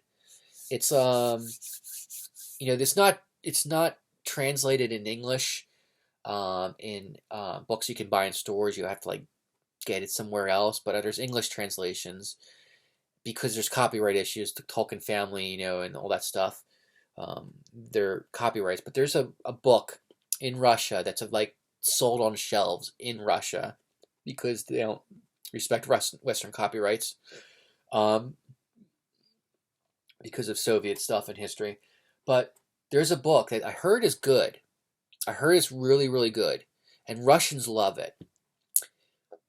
But the person who wrote it didn't understand English, and he was reading the Tolkien translation in Russian. And a lot of the things that Tolkien uses in English are lost in Russian when it's translated into Russian. So he liked the fantasy story, and he wrote a Russian story that's really good, I heard. That's like a sequel to Lord of the Rings. This Russian dude, and he's still alive, and it's really good. But when people say they read it in English, they say this is not like Tolkien's writing at all because it doesn't have the same intense understanding of the English language when they translate it. It's not in Russian. It doesn't understand the vibe. So we lose a lot in the vibe when we learn. We read these things. I'm not learning Russian really to read these books, but hopefully someday I'll be able to read these in the original Russian. And not only to get my TBR, my top 100 list off, but to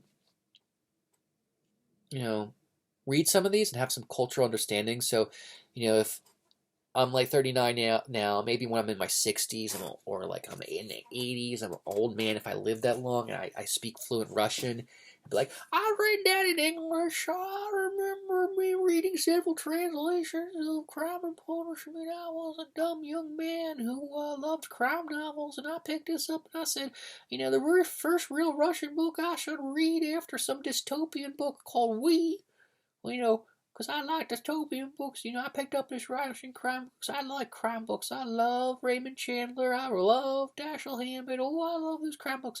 I picked up this Russian book, and crime happened real fast, and then the rest of it wasn't about crime. It was about philosophy, and I don't like philosophy that much. Western philosophy, but I liked the book. It grew on me. I thought about it after a couple of weeks. Kept on growing on me. I read one translation. I read another English translation. I read the David Macduff one. And then I read the Constant Garnett one. I read all of them, and now I can read the Russian translation. Oh, it's so beautiful and subtle. Oh, there's so much stuff I did not know. Oh, well, someday, hopefully, when I'm that old and I'm wearing diapers and I'm like 90, and I don't have glaucoma, so my eyes are still good. I got my LASIK, I still have good eyes. but hopefully I can read the Russian print, and I'm fluent in Russian, and then I know like the subtleties, and I can mock people in Russian, like I can do impersonations in Russian. Um, you know, so do these, read them. Maybe you'll die tomorrow, and you'll never get that good. Maybe you'll, maybe a piano will fall on my head. Be walking down the street and be like, "Oh wow, thank God I read." I really wish I read Dostoevsky Crime and Punishment in Russian. I just had to manage reading in English, but at least I got something out of it, man. At least I got something out of it. But I'm someday gonna read like it in Russian. Piano gets on my head, Uh,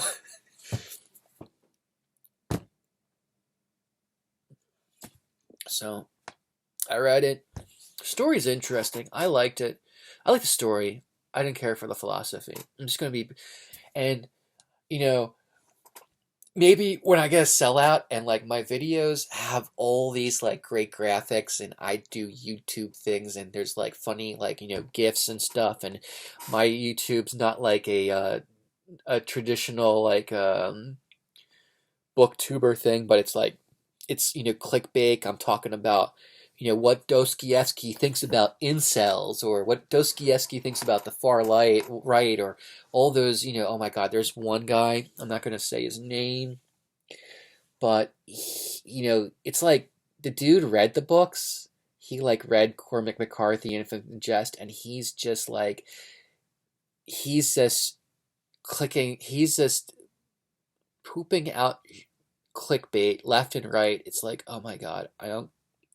It's like there was a video a couple days ago where like the guy's like talking about Cormac McCarthy and Christians, and I guess if you like read one Cormac McCarthy, because Cormac McCarthy, he's like, he knows the Bible, he's well read in the Bible, and I read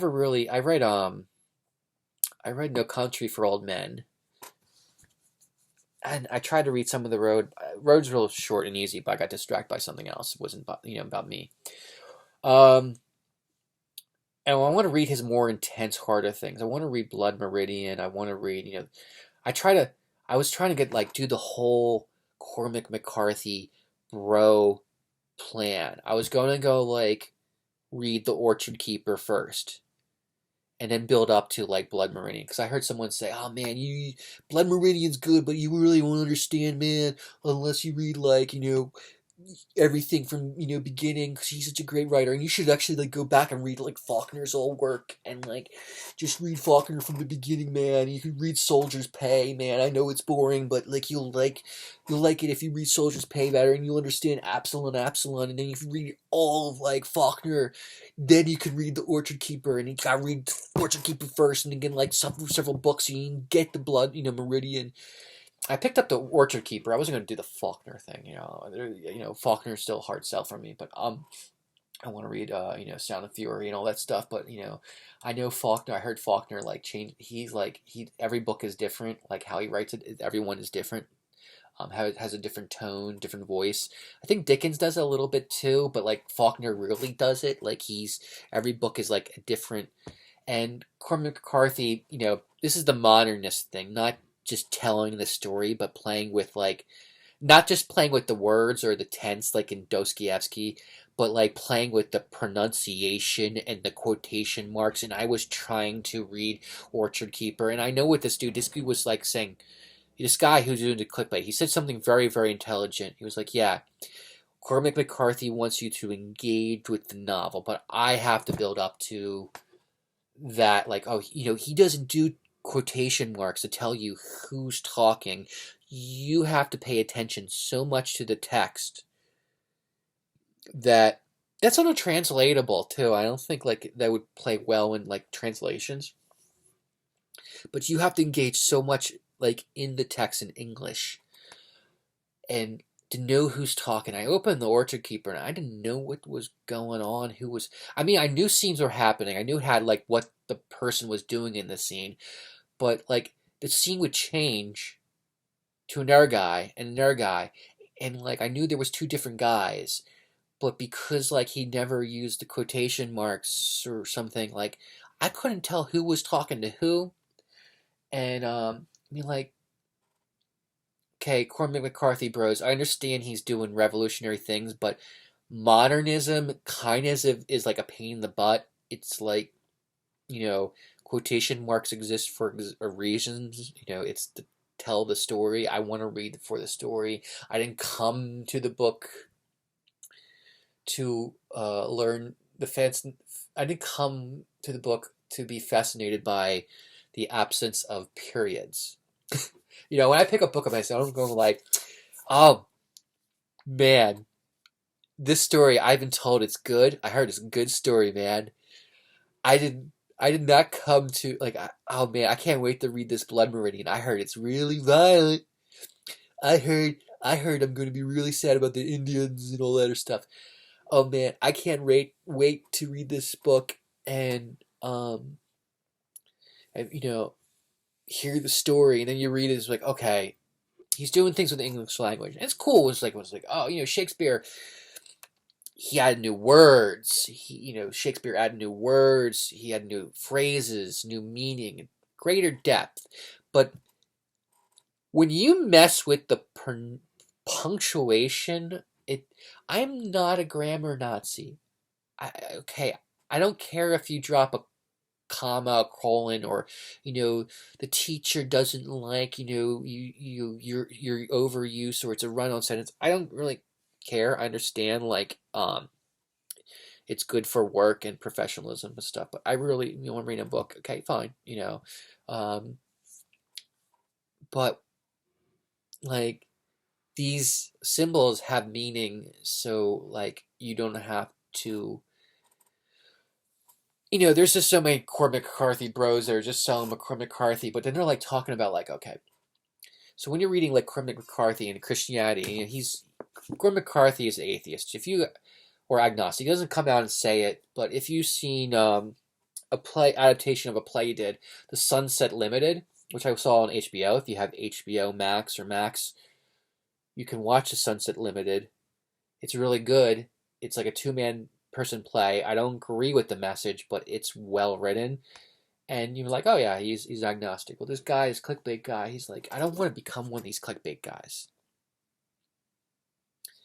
I want to like actually get real thoughts of what I'm actually thinking instead of just like selling like stuff to make money off YouTube. Even though I am poor and I do need money, please give me money, send me money. But no, I don't want to be one of these clickbait guys who makes like a video every day about the same author he read 10 years ago. This dude, he did this whole anti-Christian rant, and I'm not Christian, but like it was like, yeah, okay, there's somebody out there who read like one Cormac McCarthy book and didn't get the message. Cormac McCarthy is literate in the Bible. He knows the Bible, and I could be like, yeah, I could like read No Country for Old Men as a Christian if I was a Christian. I could read it and come off with the fact of like, yeah, I agree with that book. There's darkness in the world. Like, it's not an anti-Christian novel, but like there's people that say Bible thingies, not often, but I think the sheriff was talking about like, the darkness in his dream of his father, and you can read that book and be like, yeah, that goes with my Christian values. And then you could never read his like other works. And this guy was like, doing a whole rant. It was like clickbait. And he was like a narrow rant like a week before that about incels. I'm like, dude, I don't want to become like what Dostoevsky thinks about incels or whatever. I don't know. I'm chubby, but I'm also bisexual. It's hard for me to be an incel, and also I have low standards. So there's women available for me too. So it's just not the gay side of me. But I don't know what an incel is. People keep on telling me what an incel is. I don't know what a femcel is. I don't know what any of these cells are. People are like, yeah, they exist. It's real. It's just like, the vaccines that didn't work, that vaccines are supposed to work. These things are real. They're real. You have to believe it. They are real. Yeah, incels are real. Blah, blah, blah, blah, blah, blah, blah. They're coming for you. The incels are coming for you. I don't want to become. And I have such a fear that Dostoevsky, he's so like, when you read him, the first week after I read like Crime and Punishment, I was like, I don't agree with any of stuff. And then it was like, week after, I was like, yeah, he's growing on me. After I read the story, I forced myself to read the story. He's growing on me. I could just see myself becoming one of these sellouts.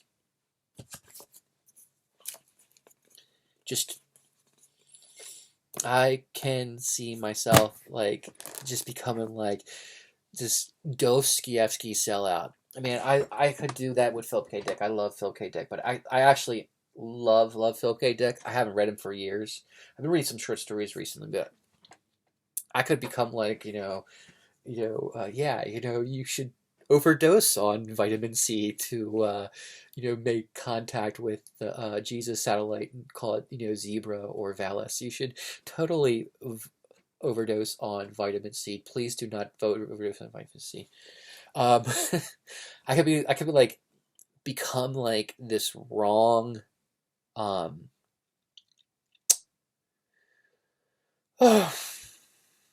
I could become this wrong person who's like, yeah, kill a little old pawnbroker. No, like Dostoevsky, it was actually like, it was like the wrong thing. He was actually like, coaxing you. You should like not give into suffering. Oh no, totally give yourself into suffering. You committed a minor crime. You smoked some pot. You need to walk into the police station right now. Oh, you're a pot smoker. Oh, and you need. Oh, did you take money out of the did you take a coin out of the the donate to Somalia fund or something? Did you take a coin? You horrible person. You need to suffer. I can. There's so much stuff that, like, after you'll read the story and then you'll be like, you know what? You won't. Even if you don't agree with it, he's so. I don't know. I don't want to become one of these Dostoevsky. I just want to become the guy who reads Russian novels, and be really smug. Like, you should read Russian novels, and this is my I'm really smart. Just respect me. I read War and Peace. No, I didn't read War and Peace yet. That's on the list. So, oh God, what else can we say? What can be read? I'm gonna have to pee again soon. Maybe I should take a. Yeah. So I'll be reading more Russian novels because I'm talking to a girl and she's Russian and there's distant stuff and we will oh yes. Well, what am I reading now? We have to take a break from like Dostoevsky because like he's too dark. Well, he's not too dark. I mean, he's like life affirming, but it's as Larry David said, it's a bit much. Dostoevsky is a bit much. So,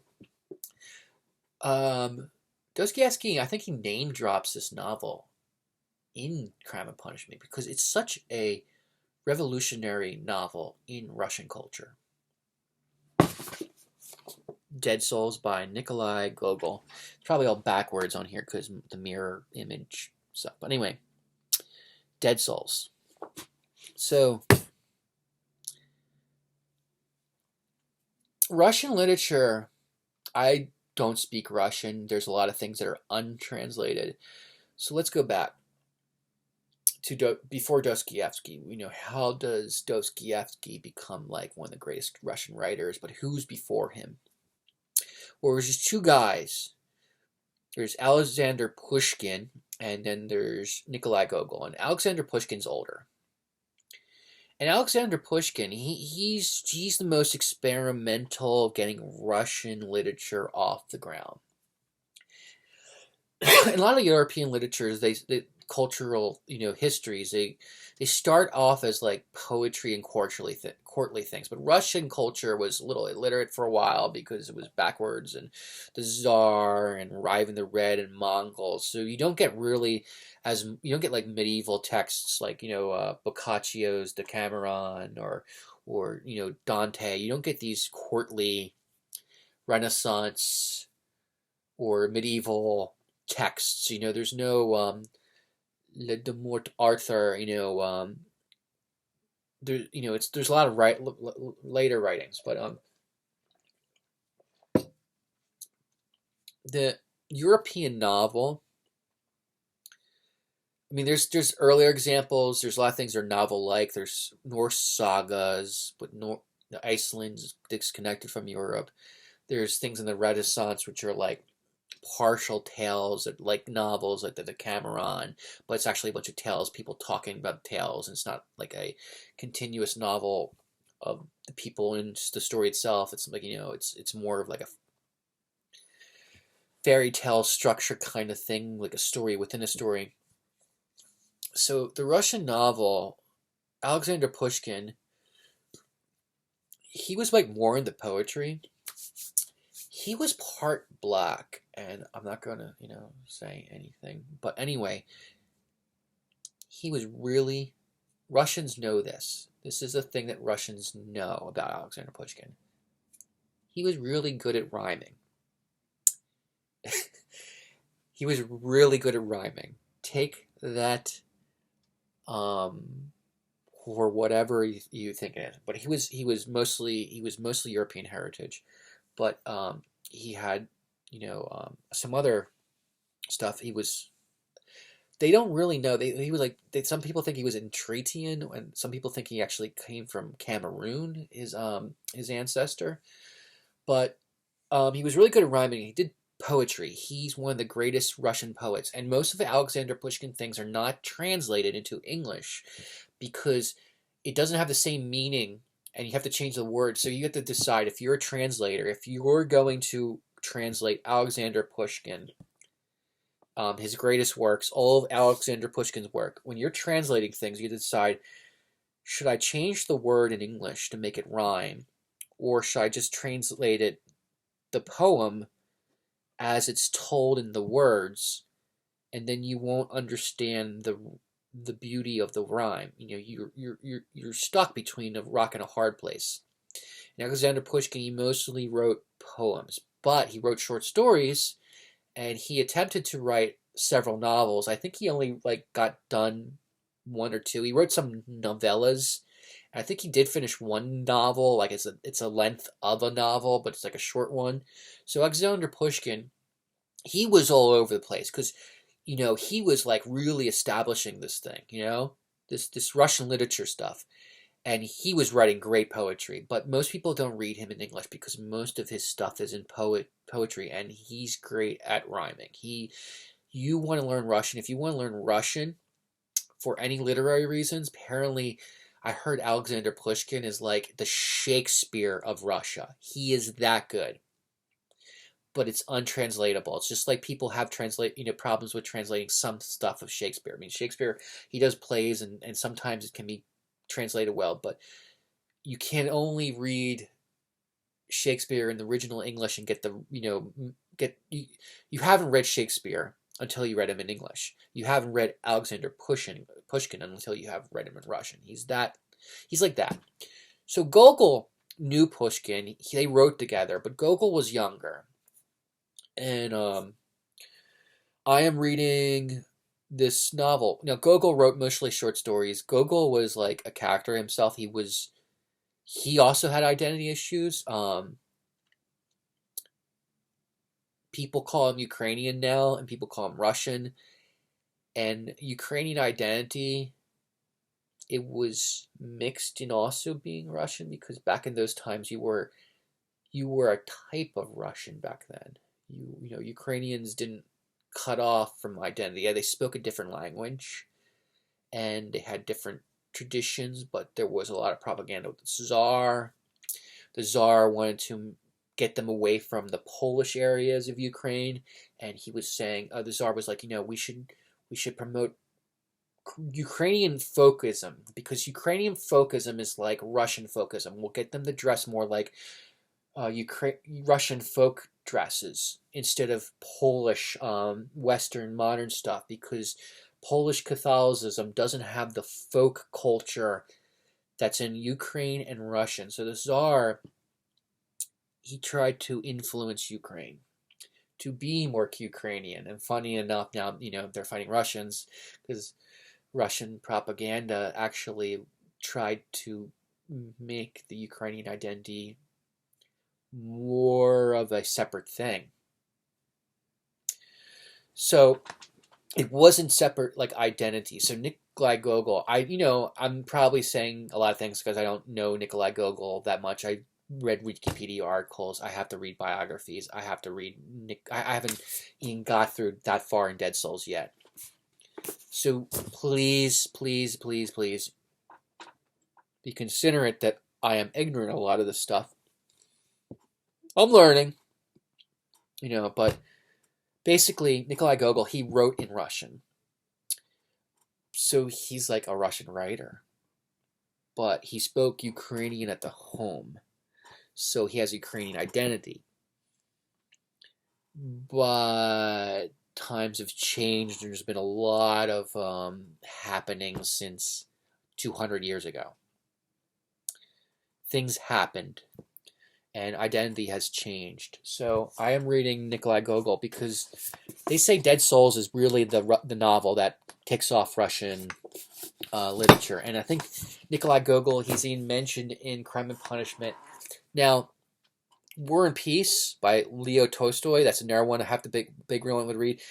That's like written after Gogol, but it's a period piece of events that happened before Dead Souls. So I think I could read like War and Peace now and not have like Nikolai. But I just, Dead Souls pop up. But I just think like Dead Souls is going to be name dropped so much that I want to know the meme within other novels. It's a meme. It's like, oh, it's such a big book that influenced other books, other Russian writers. So I think that was a great place to, get away from Dostoevsky a little bit. Distance myself, but also understand him because he respects Nikolai Gogol. And he read Dead Souls, and everybody was influenced by Dead Souls. I was watching a documentary about Mikhail Bulgakov. So I was watching, and I want to read this. I also want to read the one about the dog thing, the Master Margarita and I don't know, the hair of the dog or whatever. I heard the Master and the Margarita is amazing, but it sounds like it has a lot of cultural Russian things, especially the Soviet Christianity and the Soviet stuff, and both Christianity and Soviet stuff. And apparently he really respected Gogol too. And I think I'll get a lot like out of reading Dead Souls. And what's the other one? Oh, so I have a copy of the short stories collection. This is not all the short stories, but I want to read Vivi because there's a couple horror movies, the vampire witch thing. But I think I'm going to read this after Dead Souls. And then these translators, they made another translator of a play he did called The Inspector. And apparently Pushkin, told Nikolai Gogol the story for Inspector. Because, Gogol was like, buddy, oh, man, homie, my friend, I need an idea for a play. I need something to write because I'm bored and I can't. I'm like, got writer's block. Pushkin, tell me some idea that you were playing with because I know you write a bunch of stuff and you're a better writer, but you never finish things. So tell me an idea that you told me. And he was like, my idea for an inspector. Inspector, you should write Inspector. So these translators, this couple.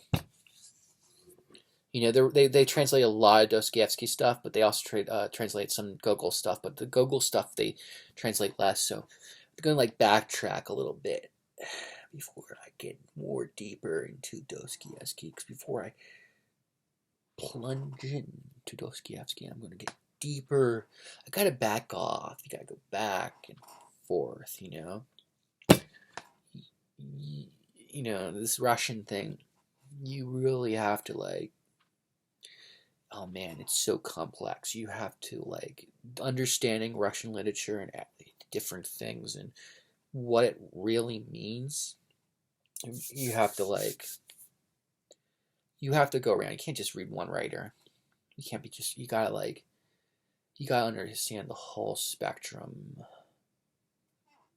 You know what I'm saying? You need to like. You sit down, relax, get away from Dostoevsky, and you need to read like Nikolai Gogol. Yeah, read Nikolai Gogol. Read Nicky. Talk Nicky for a little bit. Come back to Dostoevsky. Oh, there's these two brothers. Roadside Picnic. After you read The Idiot, maybe read Roadside Picnic, because I heard Andrei Tarkovsky, when he wrote the movie Stalker, it's based on Roadside Picnic, but a lot of the ideas are from The Idiot, because he wanted to make an adaptation of The Idiot too, but he had trouble with Soviet authorities because he wanted to be in Italy or something. And then he wanted to go to Sweden. He wanted to get out of Russia. So he was never able to foment that. And I think he was writing for decades. So he put some of that in Stalker. So Stalker is not like Roadside Picnic, even though it's based on it. A lot of the ideas come from The Idiot, I heard. So I want to watch. I've seen that movie before, but I didn't understand it. I didn't like it as much. I liked his other movies. I loved Solaris. When I watched Solaris, I went and read the book instantly, and then I went back and watched the movie, and then I read the book again, and then I watched the movie. Well, when I was watching Stalker, I was like, these guys walking around. I don't get it. I need to understand more about Russian culture. And Russians are like, no, you understand. Stalker is so important. You need to, probably because they're cultural things. I mean, there's a lot of people that probably are way deeper in this Russian literature stuff that understand Stalker better. And they're not just being like, smug, like, Andrei Tarkovsky, he's a great movie writer. It's just like Kubrick. All his films are great. Yes, Ian Stalker. Why? I do not know. Don't read Russian novels. I just know movie. I don't know anything about Russian. But yeah, Stalker, you should watch Stalker, and you should like Stalker, because Stalker is about a guy walking around, and nothing is explained, but you don't know any context. But yeah, movie's great. You watch movie. So I didn't care for Stalker as much, but I loved Solaris, and I loved Andrei Rublev. Yeah, I loved Andrei Rublev and Ivan's Childhood. What was it called? Yeah. What are other? The Mirror. Mirror's good. I didn't care much for. I didn't watch all The Mirror. It's free online. I only seen parts of The Mirror. And what was the other one? The one where they're in Sweden. I didn't care for that as much. It was like a Ingmar Bergman film, but like not as deep as Ingmar Bergman films. I forget the name of it. Anyway, I like Nostalgia. Nostalgia was really good. Yeah, it's they're in Italy. There's like a dog in one shot, and then there's some guy that sets himself on fire, and it's very beautiful.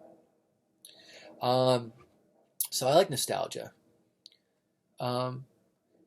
But Stalker I had so much trouble with. And it's a meme in Russian society. There's the books. There's the video game Stalker, and then there's Metro Moscow, Metro 2033. I think has a lot of influence by it. So I really wanted to understand more Dostoevsky, because I read if you read Roadside Picnic, it's going to be very different. I tried to read a little bit of it, and I stopped back and was like, got more into the Russian thing, and I'm going to read that again. Was like, you should read The Idiot too, because uh, Tarkovsky was like doing a lot of the ideas. Um, I think the stalker is the idiot. I think he's like a similar to Prince Mishkin. That's what I'm thinking. I don't know. We're researching. We're getting things done. Yeah. So, Crime and Punishment. I did it. I can walk around town. I can be real smug and like, yeah, I know what's in that novel. Yeah, it's off my TBR. Oh man. This Russian girl, so whenever I bring up Crime and Punishment, she's like, I don't want to talk about it. The novel's dark. I'm like, it's not that dark. I mean, it's dark, but it's like, yeah, Raskolnikov, he's a complex character. I'm like, so I'm trying to think of anything else. This is a long video, and thank you for listening to my crazy ramblings. I'm going to try to do better video editing and make it simpler, and maybe I'll become one of those video editors, but. I was putting this off for days, and it's probably good I put it off for days, because you got to think about Crime and Punishment. Oh, movie adaptations, TV adaptations, I didn't talk about that. So I haven't watched them all. There's so many. Apparently, I think it's the most adapted of his novels. And it's just a huge list. But, there was a couple weeks ago, there was a Crispin Glover version. I didn't see it. It was on Amazon Prime, and it was on my Amazon Prime account, and they were taking on the end of the month, and I was rushing to finish this book. The thing about Amazon Prime, sometimes they say, oh, the movie's leaving in 4 days, and then 2 days later the video will be unavailable. It'll still, the thing will be up there, but like, oh, well, we actually took it off earlier. So I was rushing to read this, and I had 2 chapters to read left, and then I was like, I'm going to do it. I had 3 days left. It's midnight. It's going into day 2. I was up there. I was up in my room, or my office, this room. I was sitting here. I was like, I'm finishing this book, and we're going to watch Crispin Glover. And I heard the adaptation's bad, and the company went under. And the film wasn't released until 9 years later. It was shot in 1993, I think. And then it wasn't released till 2002 or something. But I'm going to watch this Crispin Glover adaptation first. Because he's the dad from Back to the Future. And I'm obsessed with those movies. Back in time. Do, do, do, do. Yeah, I love Back to the Future, and he sued the filmmakers because they used his image in the second film. Back to the Future is so direct. The trilogy is directed so well. In the second film, Crispin Glover is not in it. Well, only stuff from the first film that was shot in the first film is reused for the second film. Crispin Glover is not on set at all for the second film, but you think it's edited so well that you think that Crispin Glover from the first film is reappearing as an actor in the second film because they cut and paste. Apparently, Crispin Glover sued them so much. I don't think he's in the third film, but he's such an interesting character. I haven't seen many films with him, but him and his father. His father was in a James Bond film as a henchman. I think it was Diamonds Are Forever, and his father is this jazz dude. He's obsessed with jazz. He's famous in the jazz world, and I don't. My dad is a big jazz hound, and one of my my lovers, not my girlfriend, because she tells me all the time. We are not girlfriend or boyfriend when we were but she does all the girlfriend boyfriend things going out to diners and stuff, and going to movies. She was the most wholesome relationship I ever had. And she's a jazz hound. Well, there's all these jazz hound people. I don't know anything about the jazz world. I don't care about jazz. I don't get it. I know people get it, but I'm not a big fan of my father either. That's another thing. Probably won't get into jazz too much because I have severe issues with my father. But like Crispin Glover's like father, he appears in movies, but he's like some famous jazz dude. But he appears as a henchman in like Diamonds Forever, and I love James Bond, man. I'm gonna be like reading a lot of James Bond novel. I'm just ranting for like 3 hours about James Bond and like every time video, just like Crime and Punishment. Um, so, um, yeah. So Crispin Glover, he was also in like the remake of Willard. I'm obsessed with Crispin Glover. He has some issue with Hollywood, and he made this short film called "What Is It?" and it's very Pizzagate issues in it. That like there's a backstory. And I don't know much about it, but he's an interesting character. And I wanted to see. It was like, oh my god, Crispin Glover is Raskolnikov. There's like a weird movie, and I was rushing to watch it. And Amazon Prime, they did that thing where they said they got 4 days. And it was only 2 days. I went downstairs. I ran downstairs. Like I finished, and it's midnight. I still got 2 days left though, almost. And oh, something else is gonna fall because I moved something. And I'm gonna be able to read this. I'm gonna be watch this movie, and I was like, no, they took it off. But it's on Vudu. I'll buy it. It's gonna be $10. I don't know if I could download it legally somewhere, which I don't do because my computer is my mother's, and it's not mine, and it doesn't have that much memory anyway. So I can't even do legal things because I don't have the money to even do the illegal downloading. So I can't even do it. I had to go and buy actually the movie off Vudu because it's on Vudu. There's two other adaptations that look like bad. There's like, oh my god, there's one that says Crime and Punishment in Suburbia, and they're like, this movie is very loosely based on Dostoevsky. And then there's one that's like Crime and Punishment USA, which is like another teen film, but it's like a 50s version. It's not a like 2001. So I watched two versions of Crime and Punishment.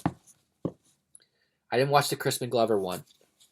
So Amazon Prime, they had a two-part BBC one from 2002, I think. And I liked it. It was really adapted. There was some things I didn't care for. For example, Sonia, who's the like mother Maga, it's like a Mary character, she's a prostitute, Bible prostitutes, she's so pure in the novel and she's so good, but in the movie, and she appears later in the book, in the movie, they introduce her earlier and they give her that strong female type, and that, like prostitutes are strong females, man. I have like, I met women who became prostitutes later in life, but were like weak-willed people before they became prostitutes, but after they became prostitutes, they're now tough characters because that lifestyle. I mean, like, anyway, BBC introduces her too early in the movie, the mini series, the 2-episode mini series, 2-parter. And like she's too like strong woman, but like in reality, that's kind of like realistic. It's Dostoevsky says wrong, but Dostoevsky's doing not like writing her purposely wrong or like my mistake wrong. He's writing her purposely wrong because she's a symbol. And the movie was really good. It told the story really well, but there were things that you wouldn't understand unless you understood the context of the novel, or in Russian culture. I was like really happy I read the book first, because even the BBC adaptation from 2002 is really good. Things that are unsayable in film, like Dune. Like you got to read Dune. You can't watch an adaptation of Dune. Yeah, you might like the David Lynch version. A lot of people think it's bad. You might like love that film as a cult film, but you won't understand what's going on in the film unless you read the book, because a lot of the book is in people's head. And Crime Punishment is not really in people's head. Like there's like it's psychological, but he actually leaves out a lot, so because you're the reader has to figure out a lot of things. But I am happy I actually did the groundwork and watched this read the book and then watched the movie, because I think there was a lot of things I was like, whoa, It's a good adaptation, but I would not like this adaptation as much if I did not read the book first. And then, I saw a second adaptation. There's several versions free on YouTube. It's out of copyright. It's out of print. And just like Crispin Glover, how I'm obsessed with Crispin Glover, I'm obsessed with this actor as well. Peter Lorre. I love Peter Lorre. Oh, man. Peter Lorre was in a 1935 adaptation of Crime and Punishment, and it is not great, but it's not bad either. They do this like, this could be any time, any period. This story is the everyman's story. Yes, we're going to be using words like ruble. And, yeah, ruble. We're going to say ruble like 5 times throughout the films and rubles. But we're going and we're going to like do this as a non-descriptive culture time period. People could be speaking Esperanto if they wanted to in the film. This could be any time because Stalin cut us off for a while. It's 1935. He's still friends with Hitler, and so is FDR at the time. Oh, everybody's going to Olympics, but things are a little closed in Soviet Union. So we don't really want to say Russian culture, but we don't know. So they take the Russianness out of it. And they like do the modern. They're trying to sell it. It's just the company. It was like, these period pieces are not selling that much. We have to do something modern. So it's okay, but like there's a lot of weird things changed, and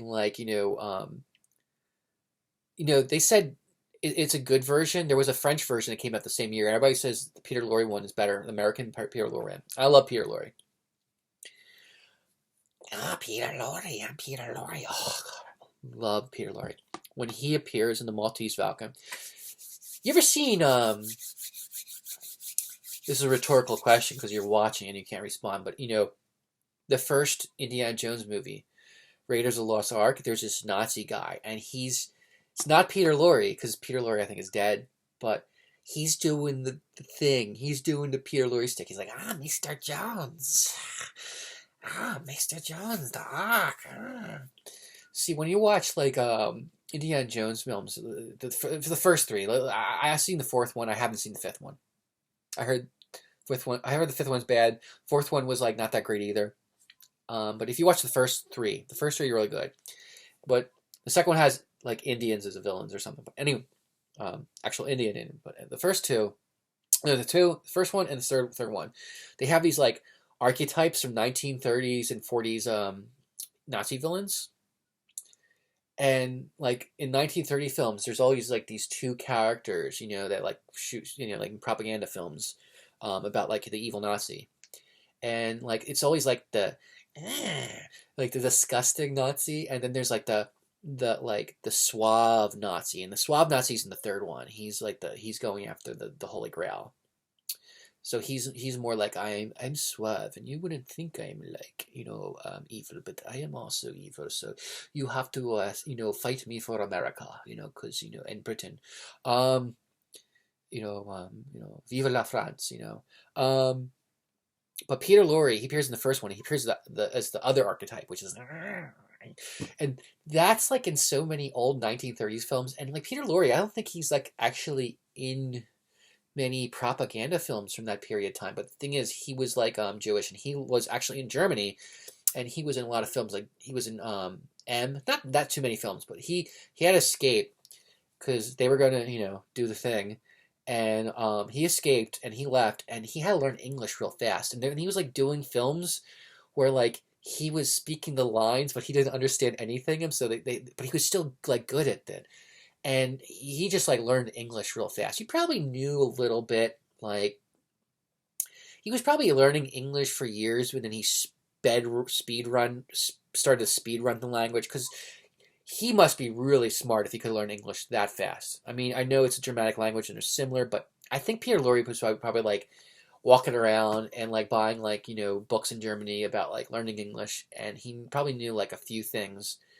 I refuse to believe that like he learned English so fast in the way they, because they're like, oh, we got him off the boat, we got him to France, and he did a film in France, and we got him to like Britain or England, and he's now like pronouncing everything correctly, and he doesn't understand a word if it means, you know, there's like someone helping him.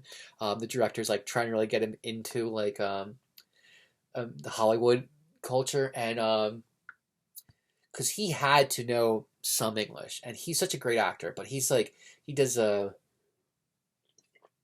think it was that Hitchcock film, The Man Who Wasn't There. Like they say he didn't understand a word of English, and Hitchcock's like, you know, he's trying to he's talking to a translator. He's like, you know, uh, oh, I can't do a Hitchcock impression. He's a great one too, but you know, it doesn't come. But Peter Lorre's like, Peter Lorre. So I love the Maltese Falcon. I mean, Maltese Falcon is one of my like favorite old timey films, and he's just so creepy in it. And seeing seeing him play Raskolnikov was like, yes, I didn't know this existed. I think I like knew. I think I like went over his filmography before and saw he did Crime and Punishment. I forgot because I wasn't like reading Dostoevsky. Pronouncing it wrong probably. But anyway, I think I read. Oh, my mom is screaming. She has to move. She's getting better. Anyway.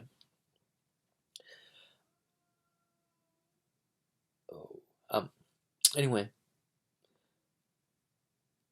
I think that I probably did actually know it exists, but I forgot. And then after I read the book, and I was looking at the adaptation. I was like, "There's one with Peter Lorre. Oh man, I gotta see it." And it was free on YouTube. And the thing is, there's like several videos of it, and the first one I had to watch it twice because not because I liked it so much. I actually was kind of disappointed, but the first time the video like 3/4 of the video on the YouTube, the first video that comes up, it doesn't end. It goes in, you know, the video, it's corrupted. The video is corrupted, and like it stops before the end is, and it's just on one picture, and there's no sound anymore, and the picture just stays up. And I was like, oh my god. I just watched 3/4 of this film, and then, you know, I was kind of disappointed. I have to do things. I was like on a time. I had to go around do activities for my mom's friend, and my mom's, you know, sick, and I had to pick up things for my mom. And was just all disappointing. I was like, no, there's other versions of it on YouTube. There's other, like, people uploaded other versions. You're gonna get home, Walter. You're gonna get home. This is what you're gonna, you know, the Breaking Bad thing. You know, Mike Ehrmantraut. Yeah, I did do a whole thing. It's like, here's what you're gonna do, Walter. You're gonna get, after you're done, you know, feeding the bird and the cat of your mom's friend who's now in Florida. After you get over there, and come back home, you're gonna go home, and you're gonna go to the bathroom. You're gonna clean up, and you're gonna come downstairs. You're gonna get dressed. I want you to get dressed, Walter. Walter, you're gonna get dressed. You're gonna sit down. You're gonna make a cup of coffee. You're gonna make some food. You're gonna make some soup. So for your soup diet. You're still on your soup diet. You're gonna make some soup. You're gonna have your coffee in front of you. And your soup, Walter. You're gonna sit down. You're gonna see if any of these videos have corrupt files in them. You're gonna flash forward them on your computer and see, fast forward, Walter. You're gonna see if like any of them are different. You're gonna put it on your Wii U. You're gonna open up YouTube on your Wii U. I mean, not your Wii. On your Switch, Walter. You have a Switch, Walter. You play Nintendo. You give money to Nintendo. You don't play any video games on your Switch. You just use it because it's better than the Roku when you watch Hulu and YouTube, Walter. You're going to sit down. You're going to turn on YouTube. You're going to type in the things manually with your fingers because you can't put it on like a computer easily. Can't do your QWERTY. You have to do it by finger like an old person, Walter. Type with one finger. You're going to put Crime and Punishment, 1933. And you're going to look up a different file. You're going to watch that. Not the one that has bad sound. You already looked at that. There's one with bad sound, too. There's a third one. Later in the thing. You're going to open that. And you're going to sit down and rewatch the whole film from the beginning. Because you didn't enjoy it the first time anyway. And you forgot where you were. You're going to do this, Walter. So I did that. I watched the film a second time in a different file. I could just fast forward to that scene, but like it was such a hectic day. And I made sure that I rejuvenated myself. And I enjoyed it the second time. I didn't like it the first time. Especially since it ended and before it ended. But, you know, I enjoyed the earlier parts. You know, I was playing on my phone a little bit. It was distracted, but I think I liked it the second time. But, you know, when I realized it got to that scene, I was like, yeah. Peter Lorre does a good job. I like Peter Lorre. Now, there's other adaptations I have to see. I think there's a Soviet black and white TV adaptation that looks like it's several things long. I think it's on YouTube. I'm not sure. Or maybe parts of it are on YouTube. Maybe it's like cut up in bad, you know, several pieces, and it's going to be hard to watch. But then I heard there's another BBC adaptation, not the one from 2002, but a 70s one, and it has John Hurt in it. I love John Hurt. John Hurt's a guy who in Alien, the first Alien movie, you know, the thing that pops out, it says, you know, that's John Hurt. John Hurt. He was also an adaptation of 1984. I mean, he appears in a lot of stuff. He's not the biggest actor, but and I'm not like obsessed with like him in a weird way, like Peter Lorre or Crispin Glover. It's not a weird thing, you know. My like obsession with like Peter Lorre and Crispin Glover. That's a weird thing, but you know, like John Hurt, I just like as an actor, he's like okay, he's a good guy in like bit parts in movies. No problem with him. So I want to see this John Hurt version.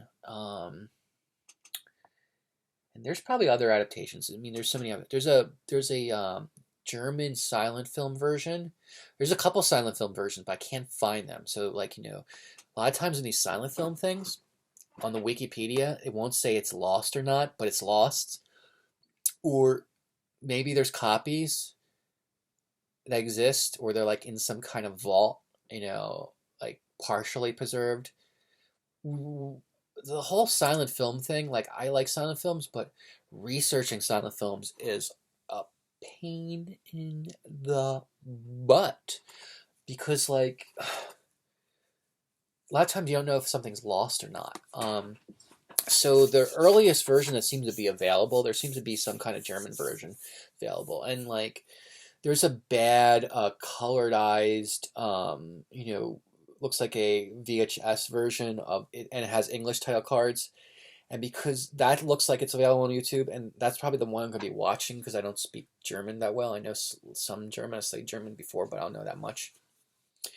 And then there's like a better quality version, but the German in the title. So I might have to like to watch the film two times.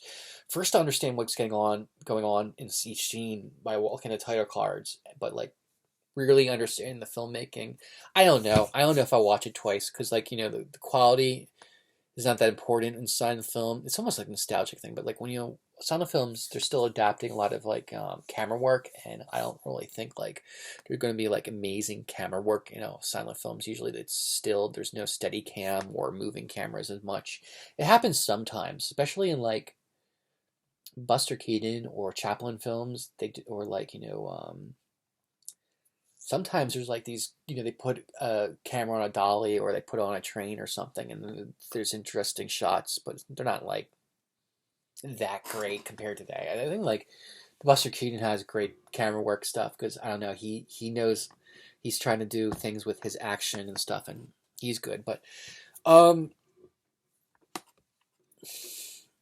probably gonna watch that one. Let's go to John. Hold on. Yeah, Mom, what do you want?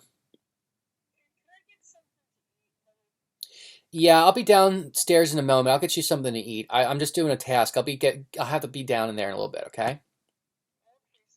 I'll get you like something. I'm just finishing up a task, so I'll talk to you later. Bye-bye. So that was my mother. She's hungry and she's semi-bedridden, so I think I have to end this video. It's just a long rant. I don't know if it's gonna be quality. I'm probably gonna like look at that later and my library books on the 11th. I have to do return 2 of them on the 11th. Okay.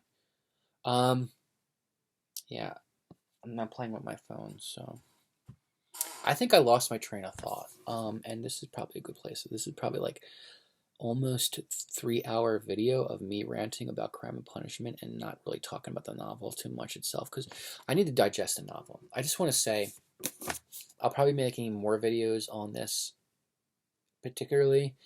I'm going to probably title this my Russian review, Crime, Punishment, First Impressions, or something similar like that. Because I'm doing a Russian review of a bunch of novels. I'm going to be reading a lot of Russian novels. And reading one Dostoevsky novel is not enough. I have to like grok. I'm going to have to grok things. I'm going to have to grok him. But I think I worded really, this is a good video because it gives my impressions of the novel and my worldview of the novel and my like ignorance and my understanding.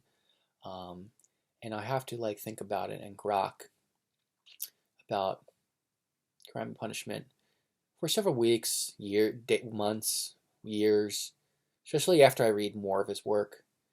Because I was reading it, I was like, I'm not going to fairly treat this. I'm going to have my own biases and impressions on this work. And I'm sorry about saying the thing about Alexander pushing it and rhyming, but you know, if you like rap music, you know what I'm talking about. And if you like Shakespeare, you know what I'm talking about. And I'm sorry about that, but you know that came out, and I'm trying to be a good YouTube person, but I'm a poor person, and I say poor people things a lot of times because you know I'm college educated, but you know I say off the cuff street things, and please excuse me because you know I'm just a poor person. I only got one car, and my mom uses it a lot, and I gotta feed her, and I'm poor. I don't got no money, and I'm reading these books because I got time. I'm trying to make use of my time, and I got to take care of my sick mom. So please be understanding if I said something that was semi-racial. It was not coming from a bad place. Okay. So is there any other mea culpas I need to make? I'll go probably set this as not like over 18, but you know, adult audience because I think I mentioned I was bisexual and or mentioned kinky Russian girlfriend, talking to kinky Russian girl. I don't think I said anything else that's oh well I said politics things, but you know, if you have a problem with